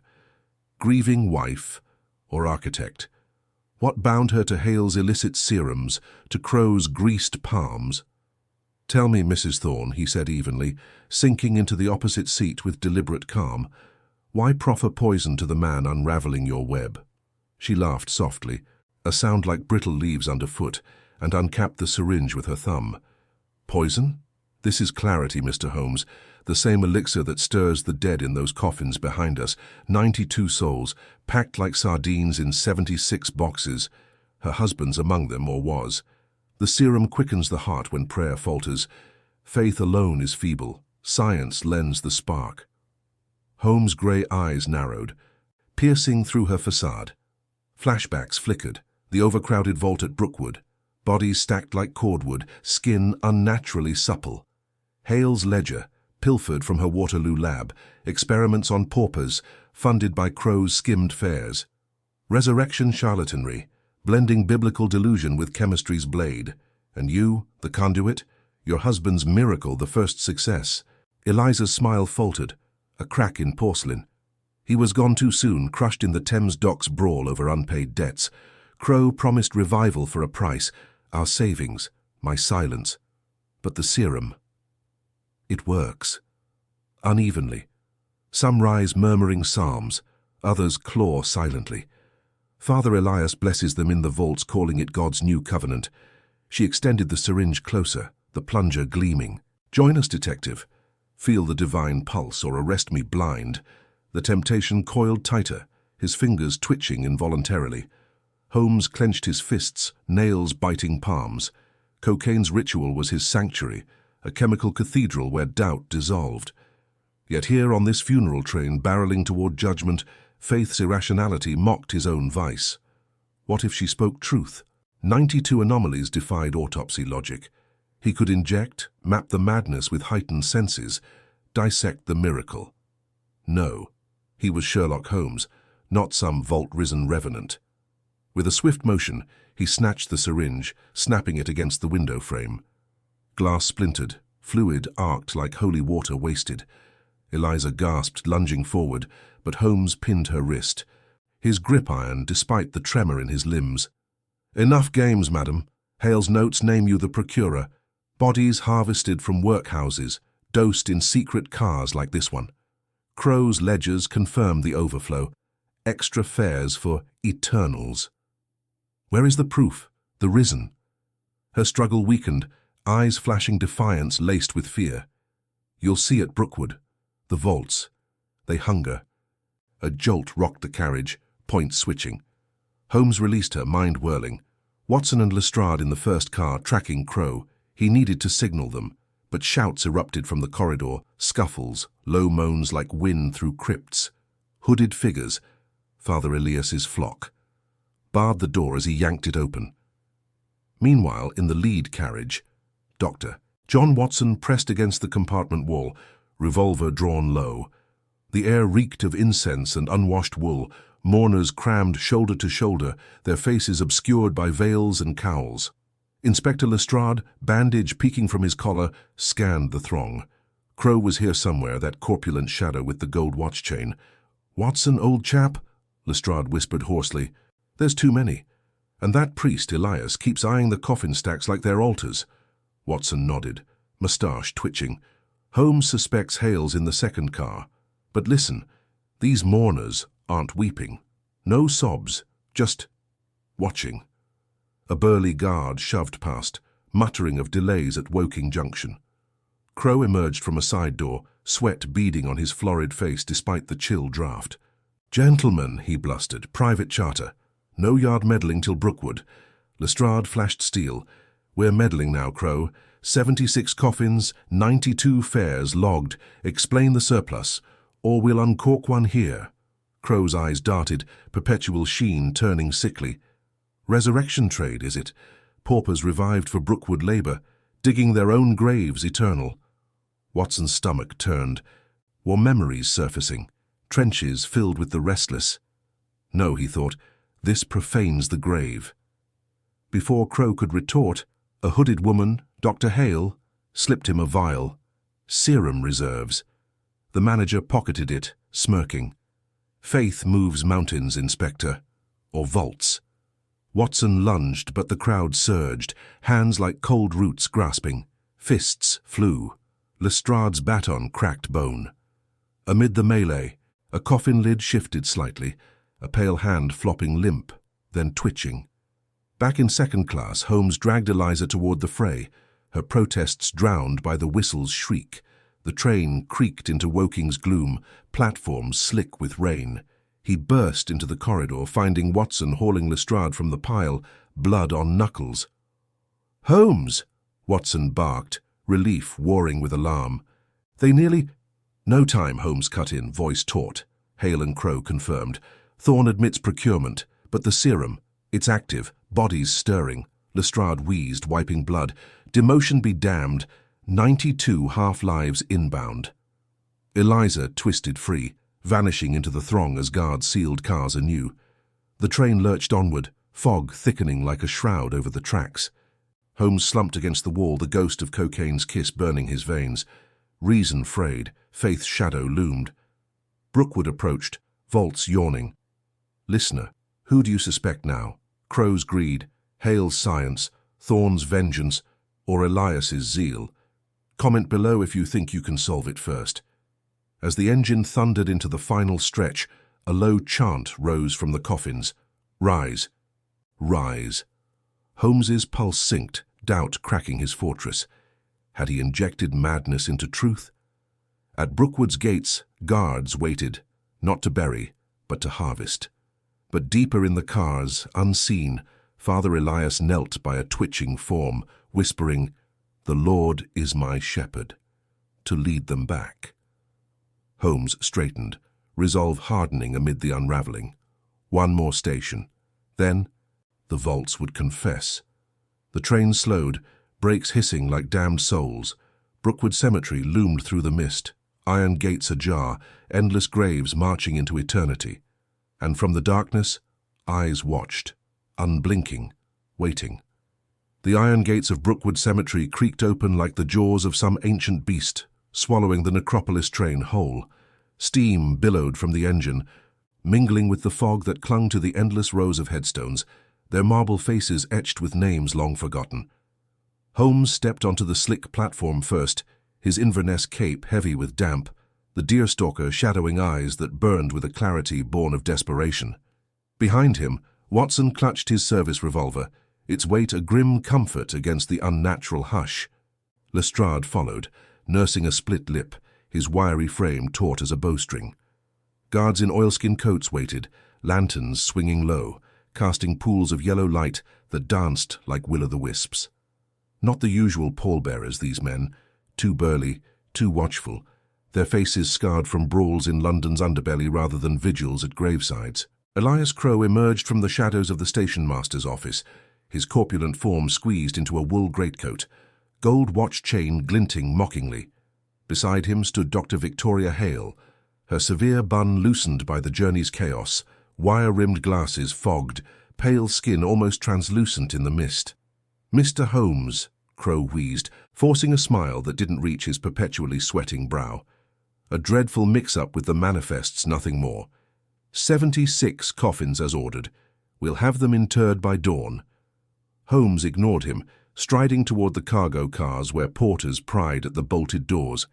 The air thickened with the scent of wet earth and something sharper, formaldehyde laced with copper, the tang of blood long congealed.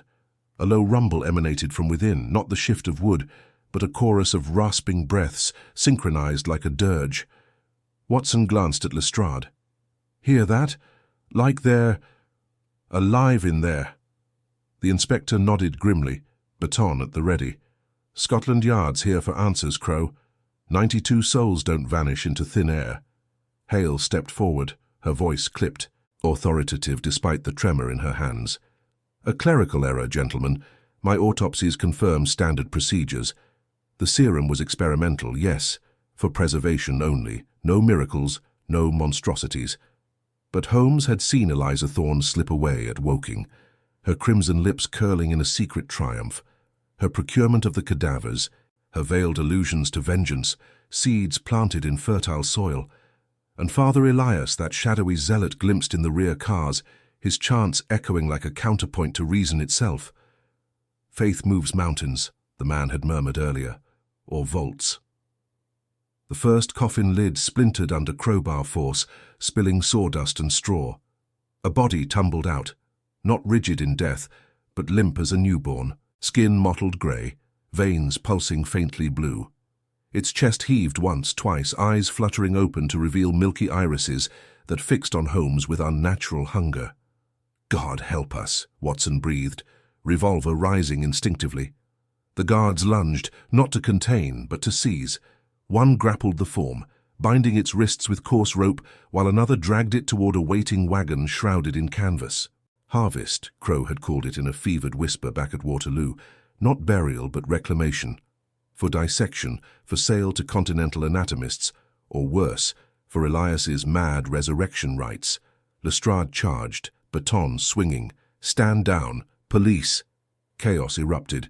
Porters scattered as more coffins cracked open, bodies stirring like roots uncoiling from soil. Some rose, shambling, others crawled, their groans weaving into that hypnotic chant. "Rise and rise." Holmes fired his pocket pistol into the air, the crack shattering the night, buying a moment's pause. Crowe backed away, sweat beading like dew. "It's the serum, Hale's miracle. They'll fetch a fortune." Hale whirled on him, glasses slipping. "You profited from my work, you parasite. Those extra 16 weren't strays. They were your debtors, silenced forever." Holmes seized the revelation, mind racing through the threads.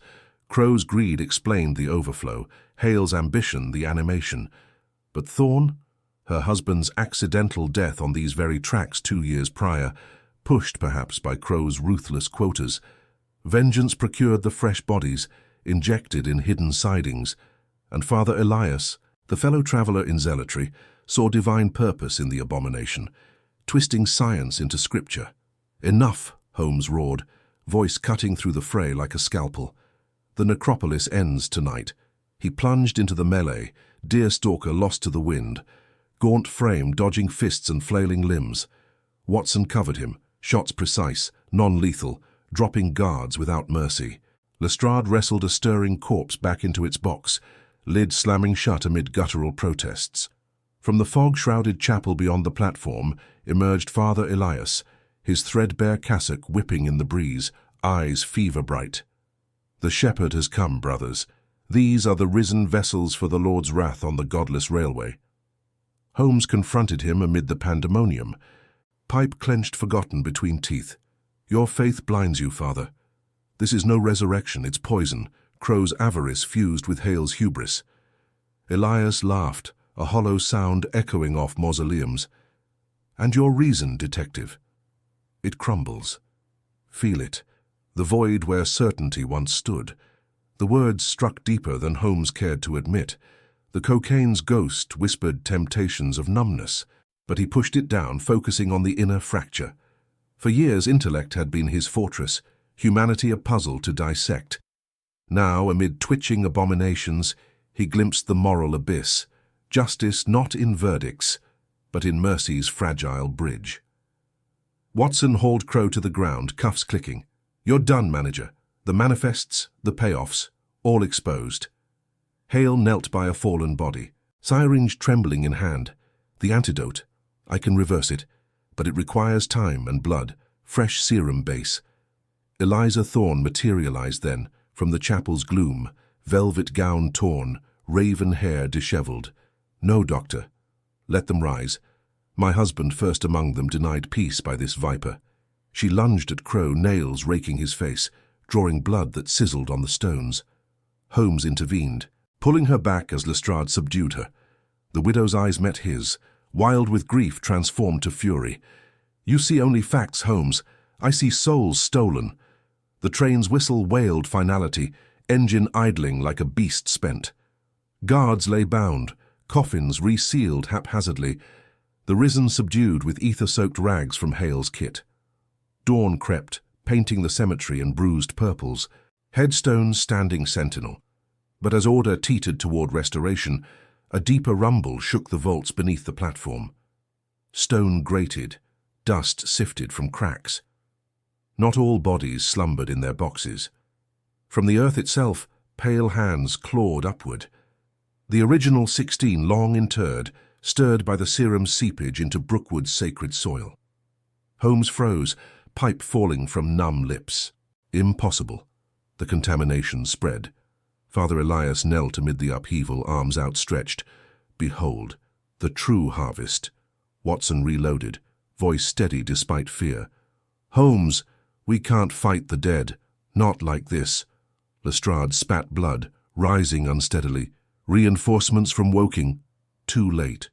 Hale clutched her antidote vial, desperation etching lines into her pale face. It must be administered at the source, the chapel crypt, where Crowe hid the master batch. Crowe, pinned under Watson's boot, smirked through gashes. Too late, detective.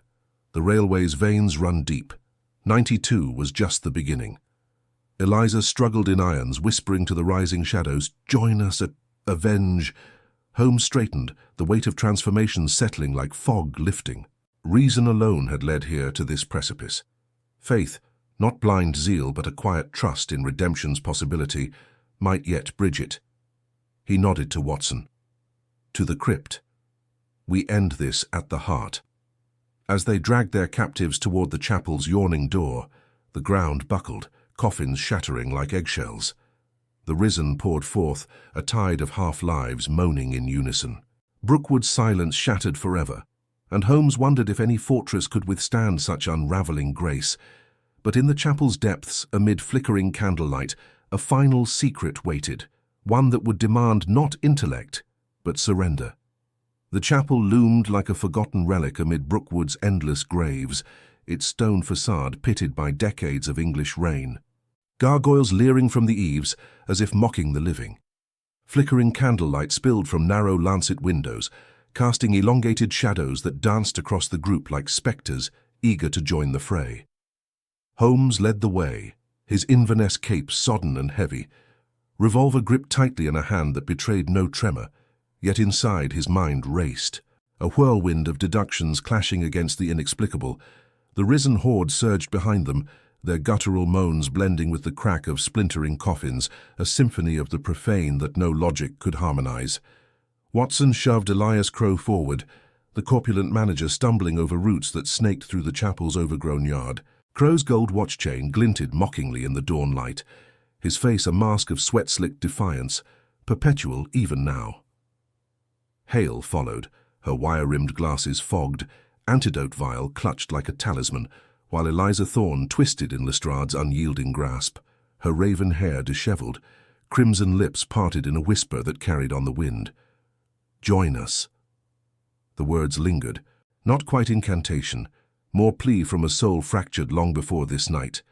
Elias Crowe, Holmes corrected himself sharply, though the man's arms had stretched skyward like a preacher's, muttered under his breath. "Too late, detective. The serum's in the soil now, the Lord's own judgment on our sins." Holmes ignored him, shoving open the chapel door with a shoulder that ached from the night's labours. The hinges wailed, and they spilled into the nave, the air thick with incense and decay, pews shrouded in dust cloths like winding sheets. Deeper they pressed, toward the crypt stairs spiralling down into the earth. Torchlight from wall sconces revealed frescoes peeling from the walls, saints with hollow eyes witnessing their descent. Holmes's boot struck something metallic on the steps, a discarded syringe, its needle stained with the viscous serum that had birthed this nightmare. 76 coffins, 92 bodies. The riddle that had drawn him from Baker Street now pulsed like a living wound beneath his feet. At the crypt's bottom, a vaulted chamber yawned, lit by a single chandelier of iron and dripping wax. Barrels lined the walls, stamped with the Necropolis railway insignia, their contents sloshing faintly, the master batch Hale had confessed in fragments during their trek. Crowe twisted free momentarily, lunging for a lever on the far wall. Watson tackled him mid-stride, the two men crashing into a stone altar etched with faded Latin, Redemptio per sanguinem, redemption through blood. Holmes scanned the room, his grey eyes piercing the gloom. Pipes snaked from the barrels into the chapel floor, veins feeding the contamination outward, toward the platforms where the 16 originals now clawed from their graves. But there, behind the altar, a hidden recess yawned, its iron grate ajar. He approached, revolver raised, the air growing colder, laced with a metallic tang that clawed at his throat. Inside lay the final secret, not mere serum but ledgers bound in cracked leather, pages yellowed with entries spanning years. Holmes rifled through them, his pulse quickening. Not profit alone drove Crowe. Entries spoke of experiments begun in desperation after the railway's first cholera outbreak in '66. Hale's predecessor had sought a preservative, something to halt decay in transit, but Crowe, haunted by his dockworker days burying the unclaimed, had twisted it into revival. Doses tested on paupers, on rivals, on Eliza's husband, whose overdose masked the first success. And woven through the ink, references to ancient rites, smuggled from Jerusalem relics, a perversion of resurrection's promise. Eliza's voice cut the silence, raw and breaking. "He was my light, Holmes. Crowe promised to bring him back. We all did. For the lost, the forgotten." Her velvet gown tore against the irons, eyes gleaming not with madness, but a grief that mirrored Holmes's own buried voids. Hale stepped forward, voice steady despite the tremor in her hands. It was science, detective, faith in progress. But the serum, it unbound what should stay bound. She uncorked the vial, pouring its contents into a central basin where pipes converged. Antidote spread like Mercy's ink, blue veins pulsing through the stone. Above, the moans swelled, footsteps thudding down the stairs. Lestrade barricaded the door with a pew hauled from above, grunting with effort. The risen battered it, wood splintering. Watson fired warning shots, the acrid smoke mingling with candle haze. Holmes closed the ledger, a weight settling in his chest heavier than any chain. Reason had unraveled the how, the serum's alchemy of alkaloids and occult extracts seeping into clay soil, animating the interred. But the why? Human frailty, the ache for second chances that led good souls astray. Crowe, rising from Watson's hold, spat blood-laced words. "You think your mind suffices? God or whatever stirs the dead laughs at deduction." For the first time, Holmes faltered. His cocaine haze of old whispered escape, but Baker Street felt a world away. Faith, Crowe called it earlier, not zealotry but surrender to forces beyond the microscope. Holmes glanced at Watson, his steadfast anchor, then at Hale, whose scientific armor cracked into remorse. Even Eliza, tempter turned tragic, wept openly. The door buckled, pale hands prying through cracks, nails black with grave soil. Holmes holstered his revolver. Not defeat, but a choice. He seized a barrel, tipping it into the basin, serum hissing as antidote consumed it. Crowe lunged again, but Lestrade felled him with a precise blow, the manager crumpling, whispering, "Forgive," as if tasting redemption's edge. The chamber shook, pipes groaning as the mixture surged outward, through the crypt's arteries into Brookwood's heart. Above, the moans pitched higher, twisting into silence, then gasps of release. Bodies slumped against the door, half-lives ebbing back to dust. Quiet descended, broken only by dripping wax and laboured breaths. Holmes knelt by the basin, watching the last bubbles rise. Transformation stirred within him, not the dramatic conversion of novels, but a quiet yielding. Intellect alone built fortresses of isolation. Grace glimpsed in these broken companions bridged them. Watson clapped his shoulder, silent solidarity speaking volumes. Hale straightened, glasses clear now. "The railway's secret dies here. My notes, destroyed. Eliza nodded faintly. And my vengeance buried. But as they ascended, dawn's full light bathing the chapel, a single moan echoed from the far vaults, not rage but sorrow. One body remained untouched by the flow. The first, Eliza's husband, eyes open, aware, beckoning not for vengeance, but understanding. Holmes paused at the threshold, the weight of true restoration dawning. To heal the dead meant facing the living's ghosts first, and his own uncharted heart waited beyond. Dawn crept through the chapel's stained glass windows at Brookwood Cemetery, casting fractured rainbows across the stone floor, slick with condensation and remnants of their desperate alchemy. Sherlock Holmes lingered at the threshold, revolver heavy in his pocket, unused now like a relic of forgotten wars. The single moan from the far vaults pulled at him, not with terror, but an insistent gravity, as if the earth itself demanded witness. Watson stood close, his moustache twitching with unspoken worry, while Lestrade wiped sweat from his brow, cuffs still dangling from his belt like accusations. Elias Crowe groaned from the floor, bound now with ropes scavenged from the crypt, his corpulent frame heaving with shallow breaths. "Doctor." Victoria Hale adjusted her wire-rimmed glasses, her severe bun loosened strands framing a face etched with the raw lines of confession.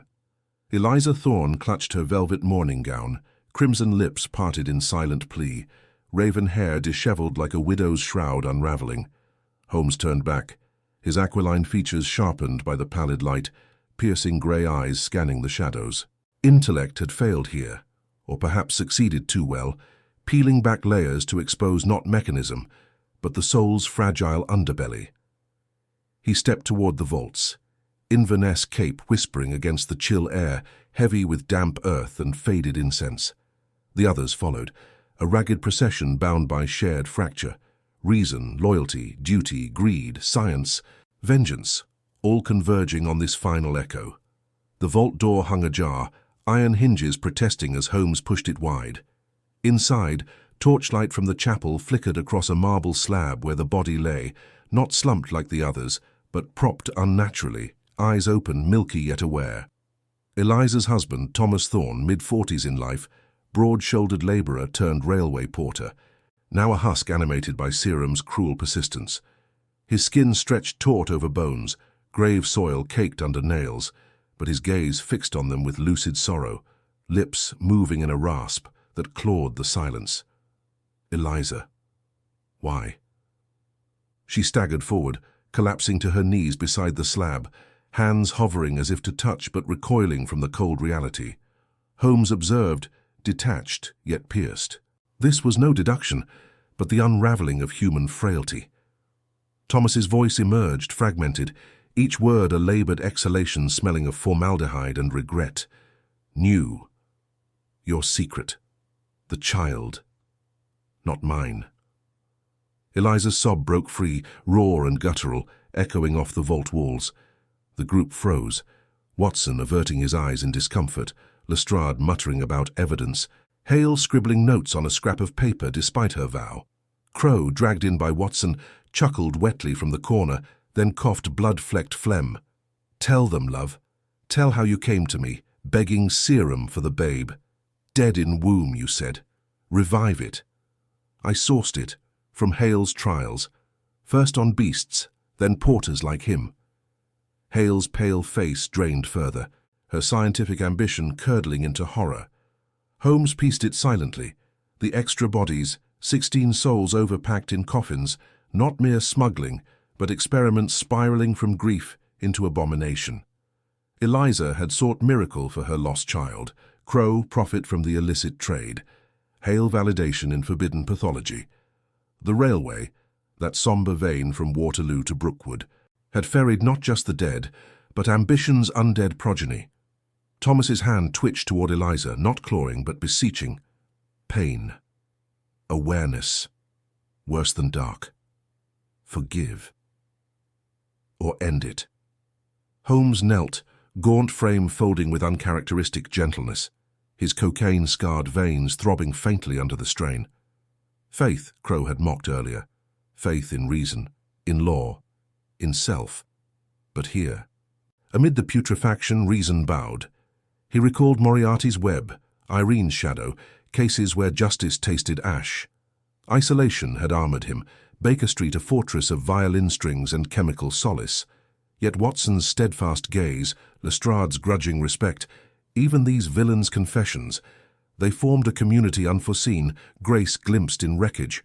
Eliza wept, confessing in whispers. The child kicked once after death. I thought serum would. Bring life, Thomas discovered, threatened to expose. Crowe silenced him first. Too much serum. It spread. Watson placed a hand on Holmes's shoulder, grounding him. Steady, old chap. We've antidoted the rest. This one's the source. But Holmes shook his head, mind racing through formulas. The basin's mixture had coursed through pipes, neutralizing the crypt's taint. Yet Thomas endured, first victim, anchor of the horror. Destruction meant murder, mercy, complicity. Lestrade shifted uneasily. Scotland Yard arrives at dawn.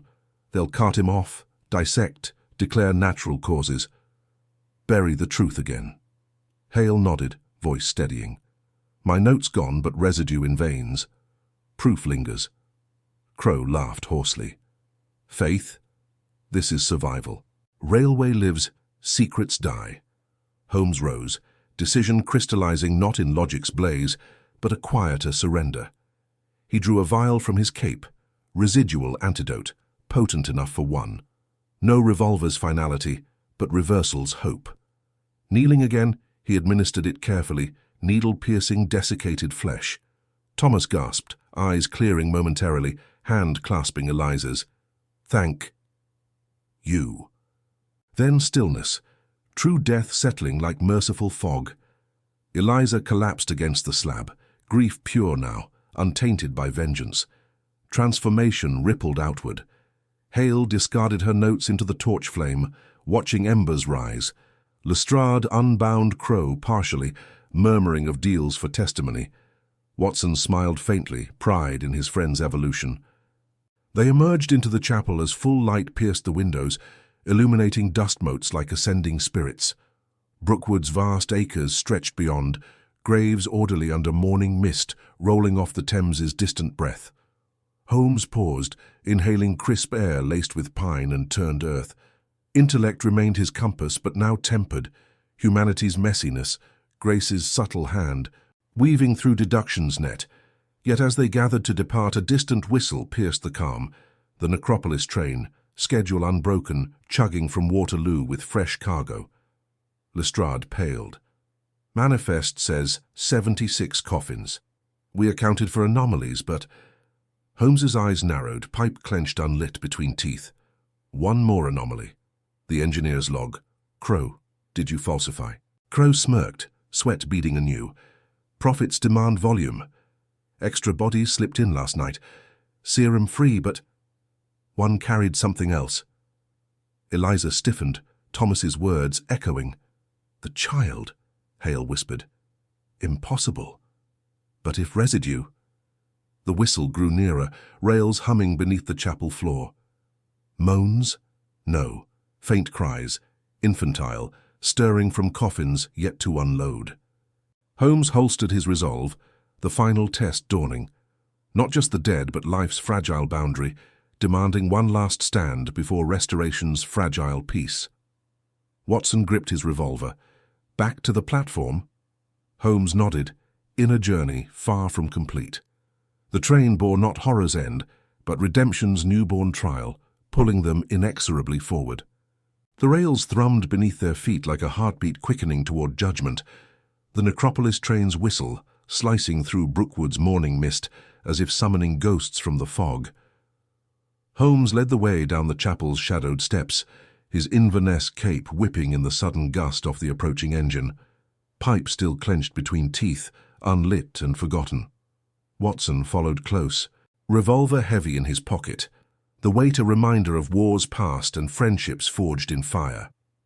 Lestrade huffed behind, cuffs jangling on Crowe's wrists, the manager's corpulent frame slick with fresh sweat despite the chill. Eliza Thorne clutched her shawl, raven hair dishevelled, crimson lips parted in silent prayer for the child Thomas had whispered of in his final breath. The doctor... Hale brought up the rear, Wire-rimmed glasses fogged, her severe bun unraveling like her composure. Notes burned, but secrets clinging. They burst onto the platform, gas lamps flickering weakly in daylight's advance, the air thick with coal smoke and the metallic tang of rain-slicked iron. The train loomed, a black serpent uncoiling from London's underbelly. 76 coffins stacked in open cars like silent accusations. Porters in grimy Macs paused mid-unload, faces paling at the ragged group's approach. The engineer leaned from the cab, sooty brow furrowed. "Manifest's short again, Governor. Extra weight last night. Felt it all the way from Waterloo." Holmes vaulted the low barrier, grey eyes scanning the cars with predatory focus. 76 coffins, you say, account for them. His voice cut sharp, intellect a blade honed by crisis, yet beneath it stirred an unfamiliar tremor, not fear, but the raw edge of compassion he'd long suppressed. Cocaine's haze had lifted weeks ago, replaced by this relentless unraveling of the soul's hidden compartments. Crowe squirmed in Lestrade's grip, gold watch chain glinting mockingly. "Slipped 'em in at the docks, Holmes. Paupers, no questions. Boosts the tally, keeps the board happy, but that last one.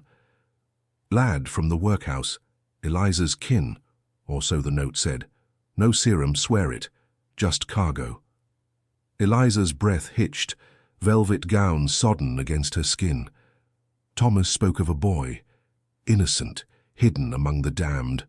Her voice cracked, widow's grief twisting into fierce maternal fire, hands trembling not from cold, but revelation's burn. Watson pried open the nearest coffin lid with a crowbar from a porter's cart, splintered pine yielding to muscle memory from Afghan trenches. Inside, a man lay desiccated, limbs contorted as if fleeing invisible bonds, eyes sunken pits staring at eternity.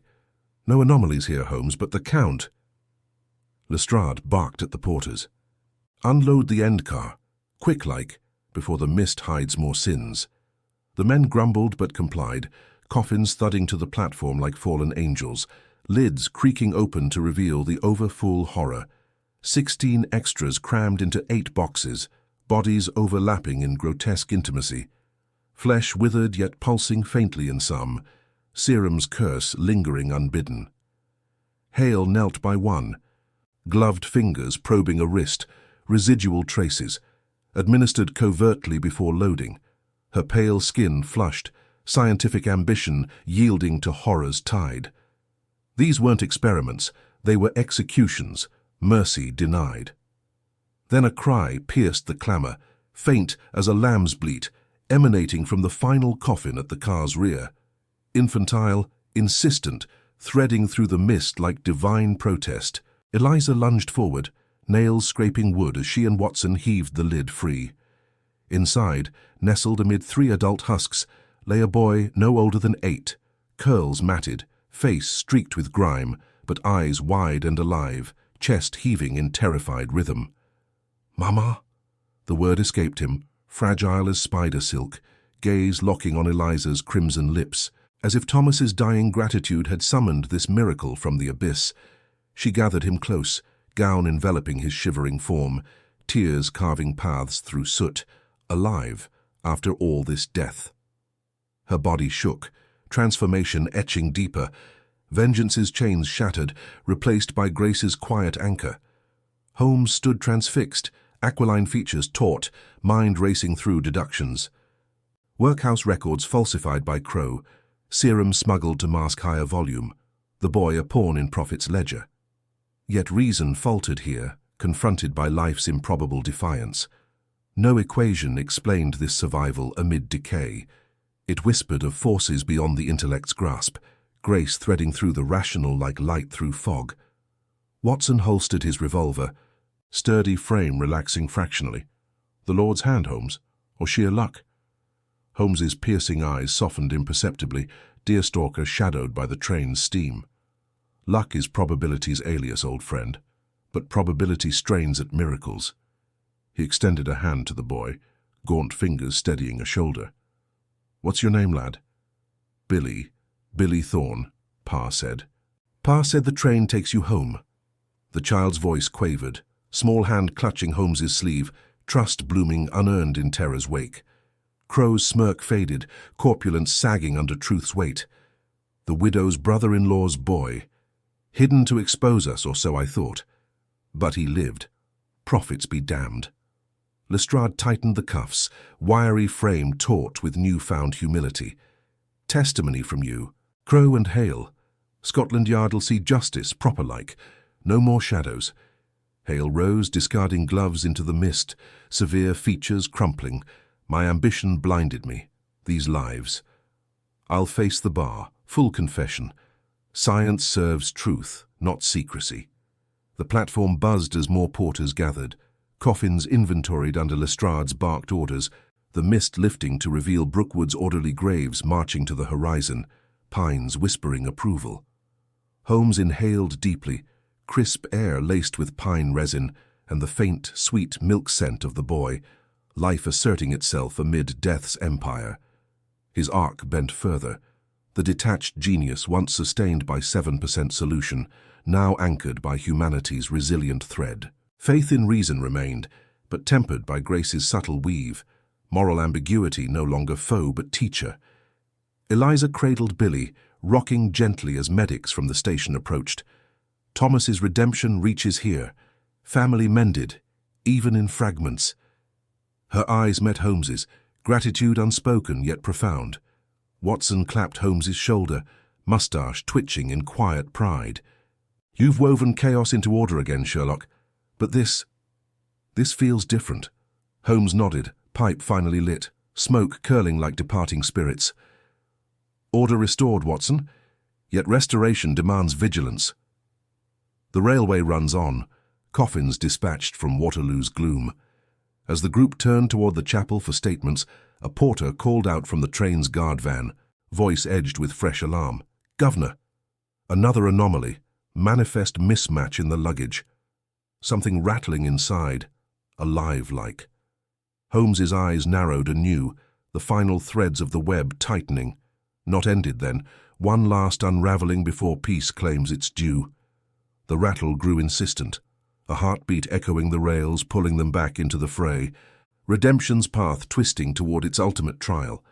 Holmes strode toward the guard van, his long legs devouring the slick platform stones, the mist now thinning under a reluctant dawn that painted the pines in bruised silvers and golds. The rattle persisted, not frantic but deliberate, like knuckles rapping on coffin wood from within. Watson followed close, revolver half drawn from habit, his sturdy frame tense beneath the wool of his greatcoat, the air heavy with pine sap and the metallic tang of exposed rails cooling in the morning chill.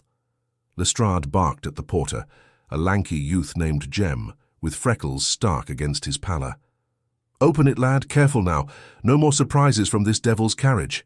Elias Crowe shuffled behind, cuffs chafing his corpulent wrists, sweat beading anew on his brow despite the crisp air, gold watch chain glinting like a noose. "That's just luggage, Inspector. Manifest error, nothing more. Let it be." But Holmes ignored him, aquiline nose twitching at a faint, acrid undercurrent. Formaldehyde mingled with something warmer, alive. He vaulted into the van's shadowed maw.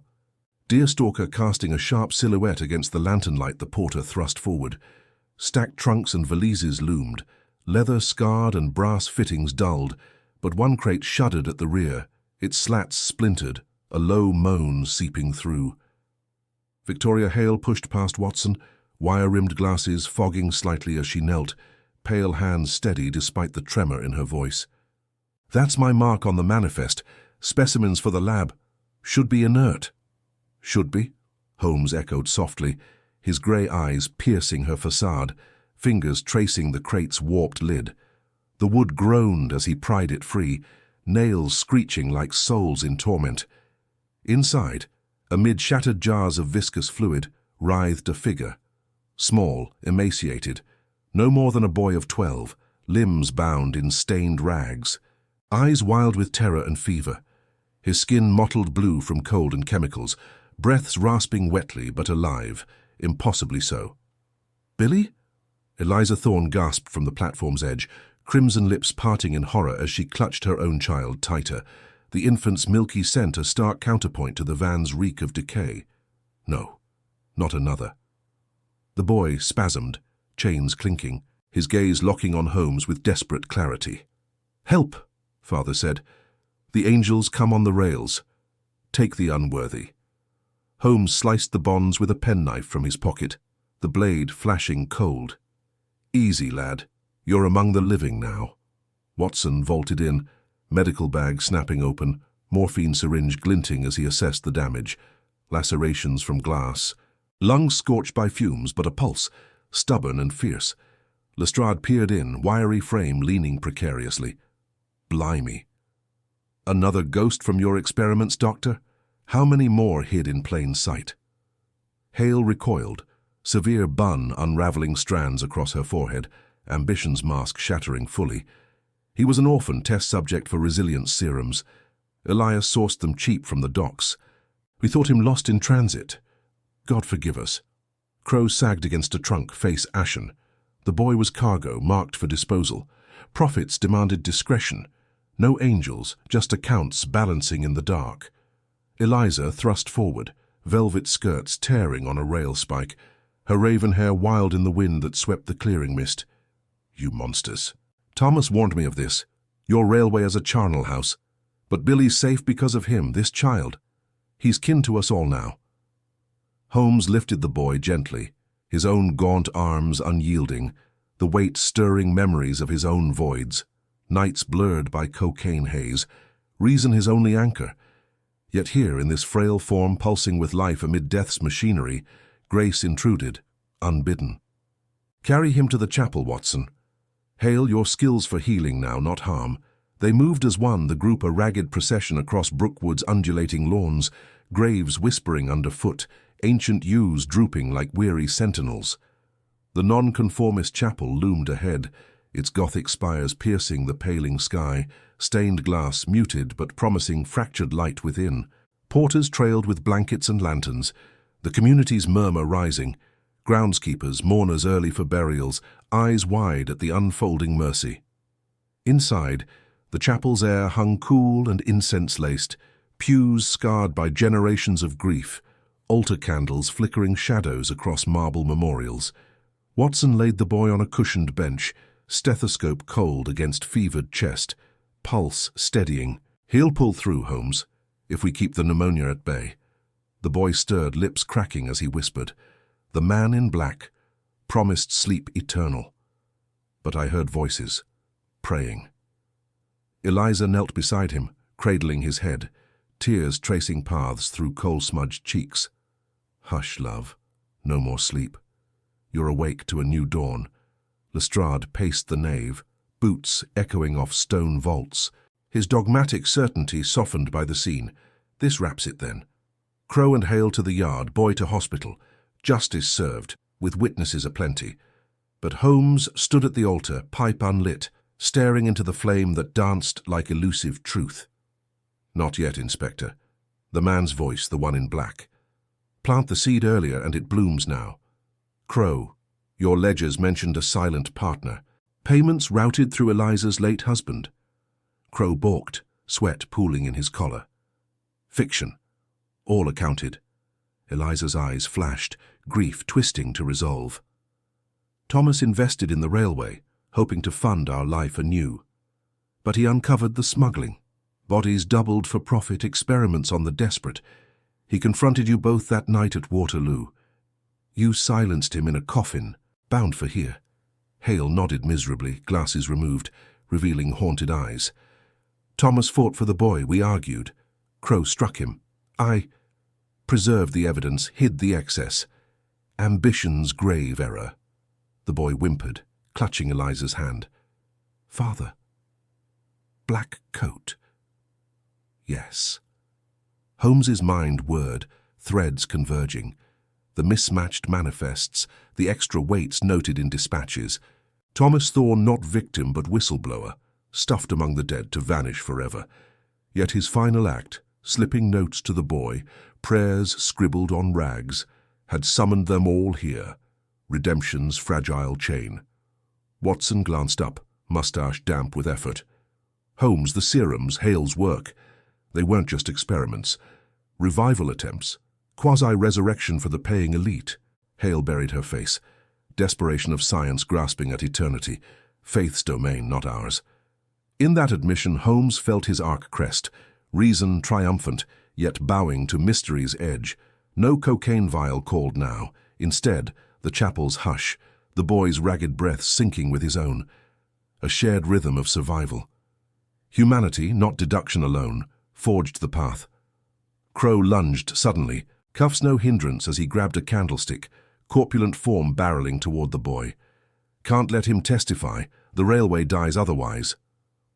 Lestrade tackled him mid-stride, wiry strength prevailing, the brass clattering across flagstones. Enough! You're done scheming. Holmes restrained Hale's instinctive reach for a hidden vial in her skirts. Poison, no doubt. No more graves today, Doctor. As constables swarmed from the vestibule, summoned by the porter's earlier cry, order reasserted itself. The boy slept now, colour returning under Eliza's vigil, Billy cooing softly in her arms, a family forged in fire's aftermath. Yet as sunlight speared through the stained glass, illuminating Christ in quiet agony and triumph, a shadow detached from the transept's gloom. A figure in black clerical robes, face obscured by a shovel hat, slipped toward the side door. The man who promised eternal sleep. Holmes whirled, but the door slammed shut, latch clicking. Pursuit or revelation's final veil? The chase beckoned anew, redemption's trial sharpening to a razor's edge. The cemetery's paths alive with one last unforgiving pursuit. Holmes burst through the chapel's side door, the heavy oak groaning on rusted hinges as cold November air clawed at his face.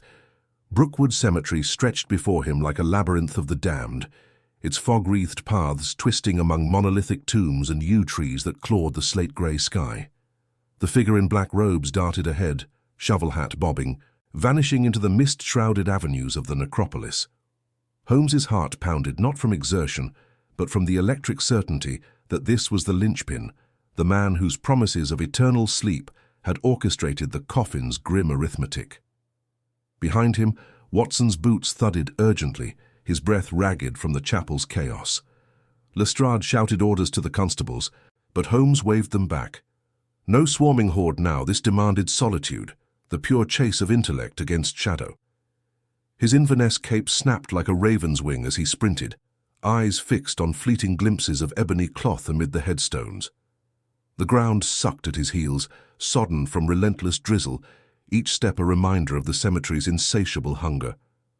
Who was this priest? Not of the London Necropolis Company, surely. Crowe's ledgers named no such cleric among the staff. Hale's serums, the extra bodies, Thorne's silenced pleas. All converged on this spectre. Holmes's mind raced, piecing the final mosaic. The mismatched manifests weren't mere greed, but a ritual of concealment. Revival experiments demanded subjects, fresh, unwitting souls harvested from the Thames underbelly, packed into coffins like contraband. And this man, broker of the beyond. The figure veered toward the Egyptian avenue, its towering obelisks looming like silent judges under the pallid sun. Holmes closed the gap, lungs burning, the scent of wet earth and decaying leaves thick in his nostrils. A glance back. Watson labored gamely, revolver drawn, his loyal face etched with worry. Holmes pressed on alone, vaulting a low crypt wall, landing amid brittle ivy that crackled like bones. There, the robes snagged on a wrought iron gate leading to the paupers' plots, the cheapest graves where the nameless rotted unmarked. The man stumbled, hat tumbling to reveal a tonsured pate, face gaunt and fevered, eyes wild with cornered zeal. Father Malcolm Blackwood, Holmes recalled from a dispatch, disgraced vicar excommunicated for heresy, now peddling eternity to the desperate elite.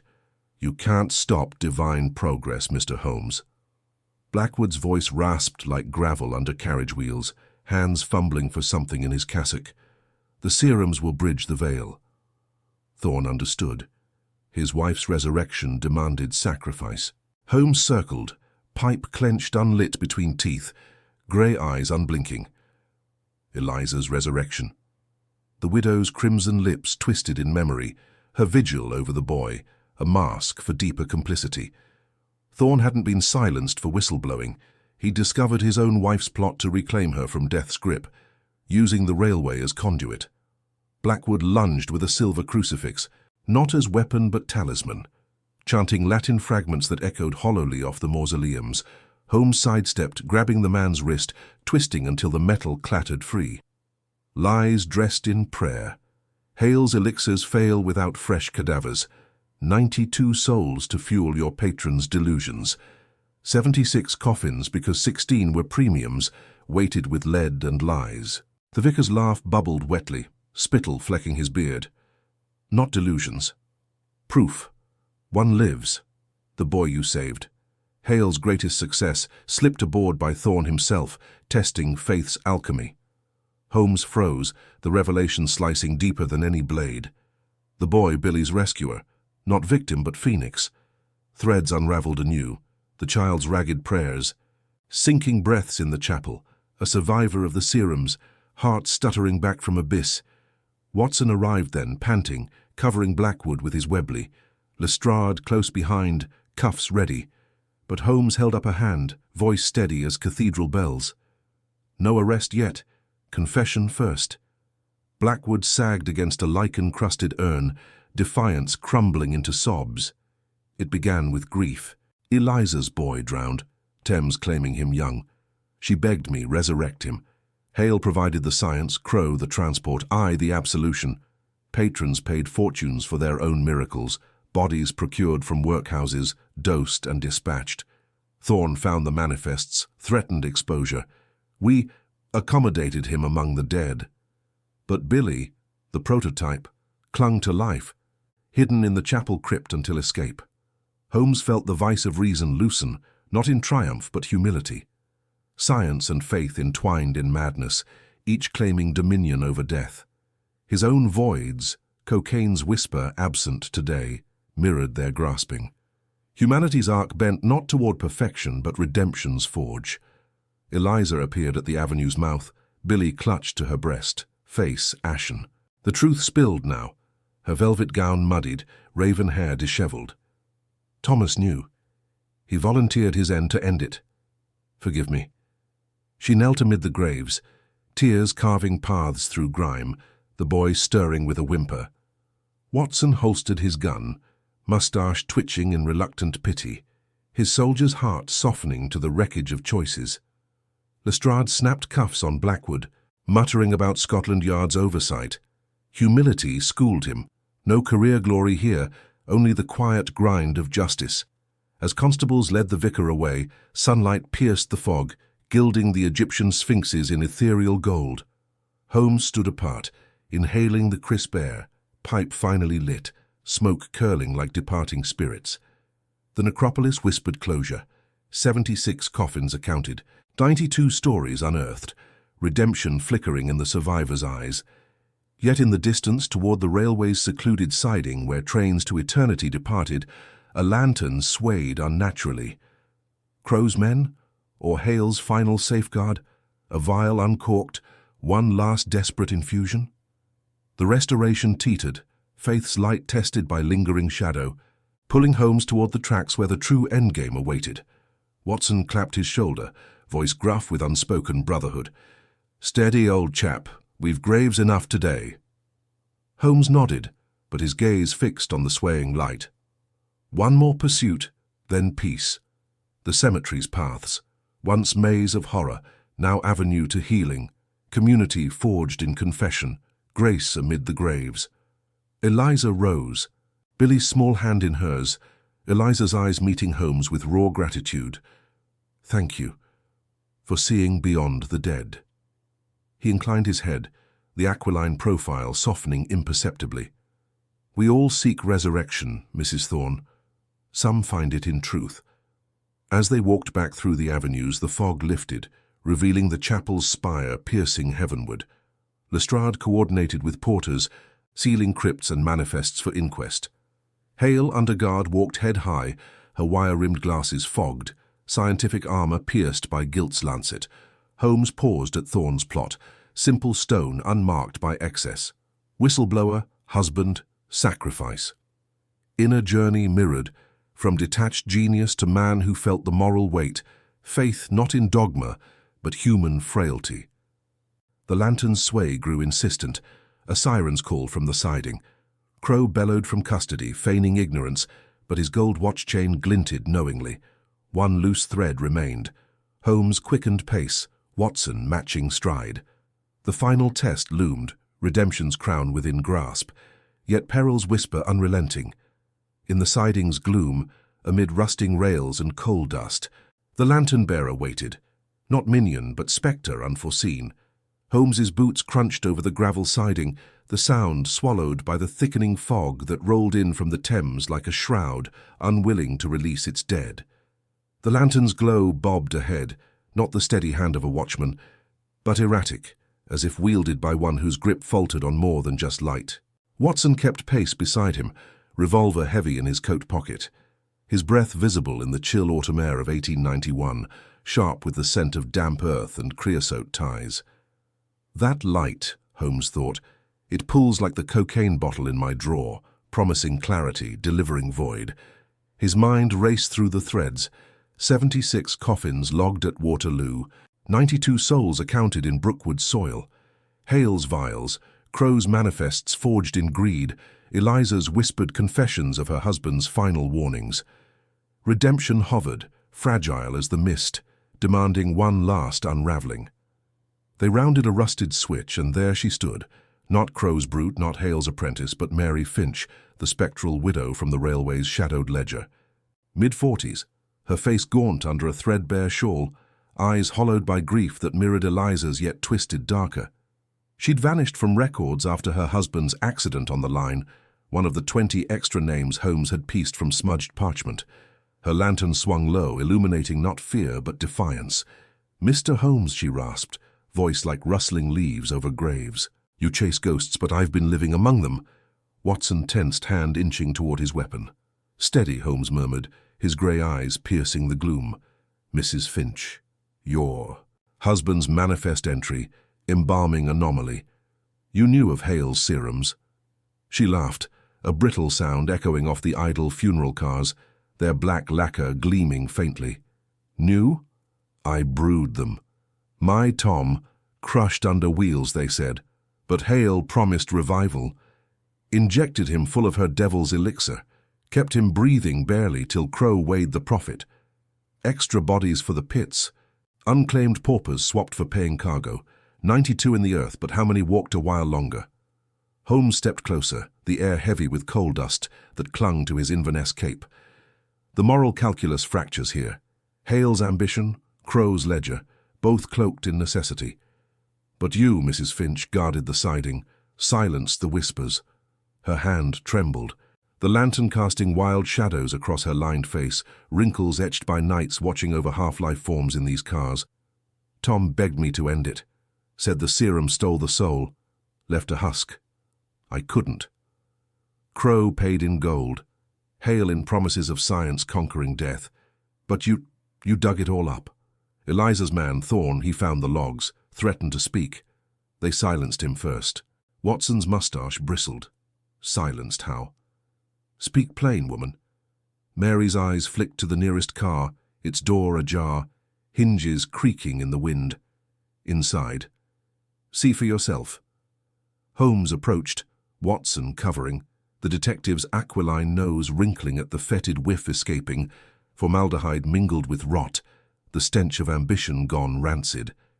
He peered in, lantern light spilling over crates stamped Necropolis line, but beneath tarps lay not cargo but remnants, yellowed vials, shattered glass, a journal in Hale's precise script detailing preservation trials on the destitute.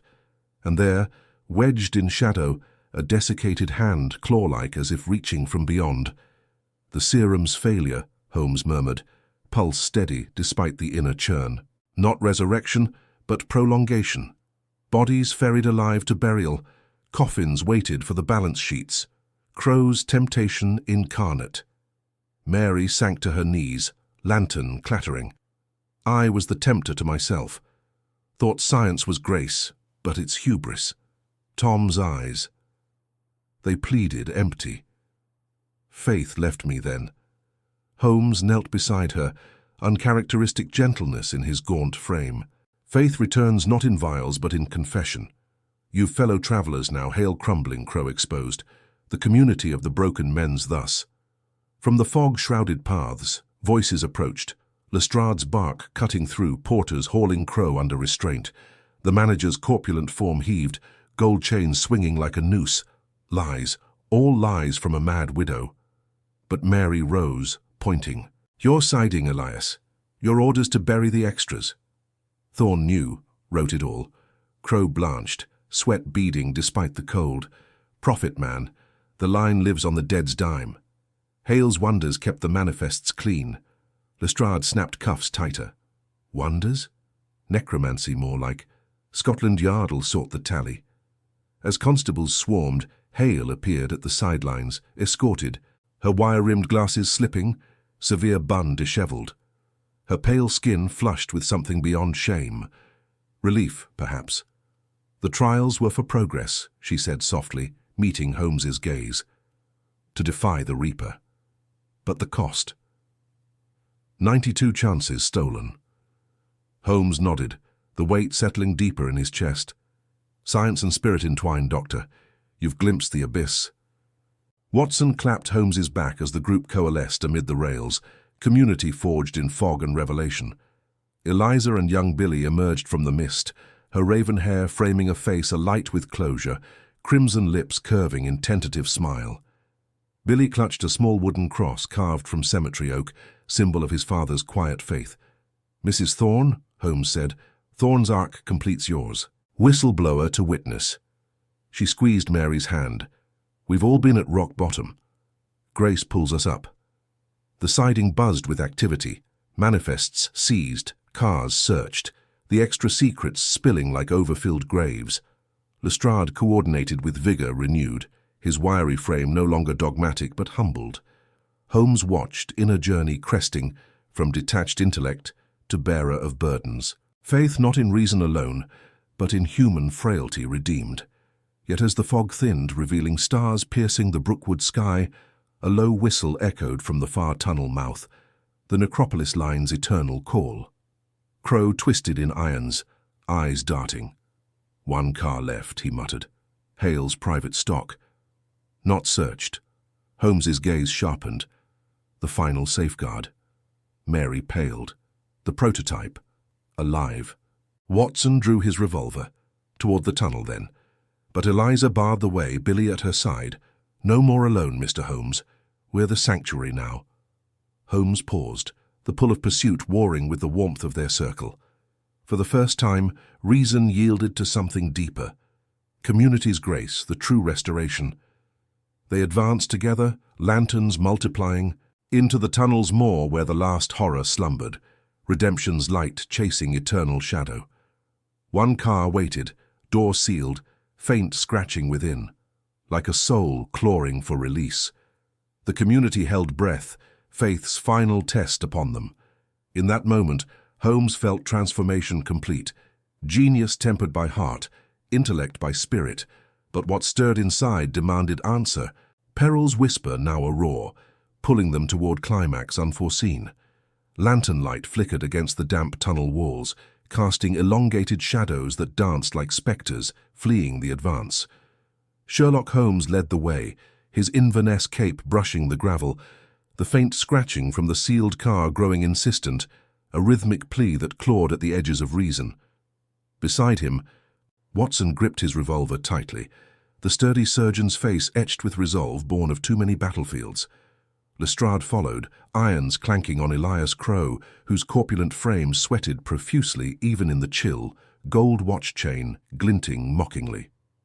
Dr. Victoria Hale walked unescorted, her wire-rimmed glasses fogged, severe bun dishevelled, pale skin ghostly under the lanterns.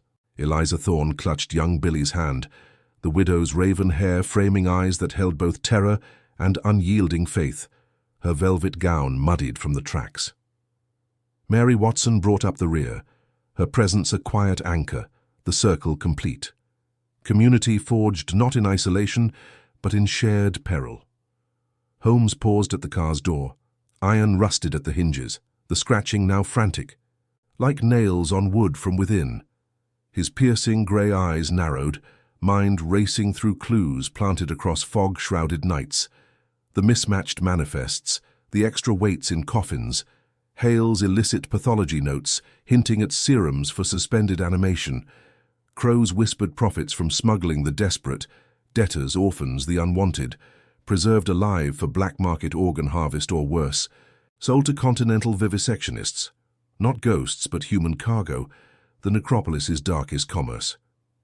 "This ends now," Holmes said softly, his voice steady, though inside the genius felt the vice of doubt loosen, replaced by a warmth unfamiliar, responsibility not to intellect alone but to souls. Watson nodded, revolver leveled. "Stand back." But Eliza stepped forward, Billy pressing his carved wooden cross to his chest. "No," she whispered. "Open it with light first. They've suffered enough in dark." Holmes met her gaze, the widow's crimson lips set firm, her arc from deception to truth mirroring his own awakening. He nodded, signaling lanterns raised high. Together they pried the door, hinges groaning like a grave sigh. The scratching peaked, then stilled. Inside, amid straw and chains, huddled forms, 8 souls, gaunt and murmuring, eyes wide in the sudden glow. A woman clutched a ragged shawl, whispering prayers. A boy no older than Billy shivered, unmarked by the ordeal save hollow cheeks. An elderly man with rheumy eyes blinked at the light, murmuring thanks to saints unseen. Hale's prototype serum had worked too well, suspending them in twilight limbo, shipped as cargo to Brookwood's edge for extraction. Crowe's railway the conduit. "My God," Watson breathed, revolver lowering, face paling as memory of Afghan triage wounds resurfaced. Men cheated of death's mercy. Lestrade hauled Crowe forward. "You slimy bastard, profiting on the living dead." Crowe twisted, sweat beading. It was business. Hale's science, my rails. They were lost anyway, debts, crimes. Better preserved than rotting. Hale adjusted her glasses, voice cracking. "I sought to conquer decay, immortality's edge, but the subjects, they lingered, too aware."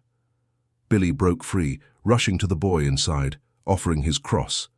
"Here. Father's faith kept him. It can keep you." The boy took it, fingers trembling, a spark of life returning. Eliza knelt beside the woman, murmuring comforts, her own grief for her husband, another victim, not of malice but misplaced mercy, fueling her grace. Holmes observed, heart pounding not from deduction's thrill, but from the raw humanity unfolding. These were no puzzles, they were lives, wrecked by ambition's tempter grasp. His own flaws flashed, cocaine vials hidden, intellect's isolation a cage akin to these chains. Reason had unraveled the plot, but faith's community broke the locks. "Help them out," Holmes commanded, voice brooking no argument. "Lestrade, secure the car. Watson, check for injuries." As the group worked, freeing the captives one by one, murmurs filled the tunnel, gratitude, sobs, questions. The air thickened with the scent of straw, unwashed flesh, and something sweeter, hope's first breath. Crowe slumped against the wall, irons biting, his perpetual sweat now tears. "I built this line for the dead," he muttered. "Didn't mean to trap the living."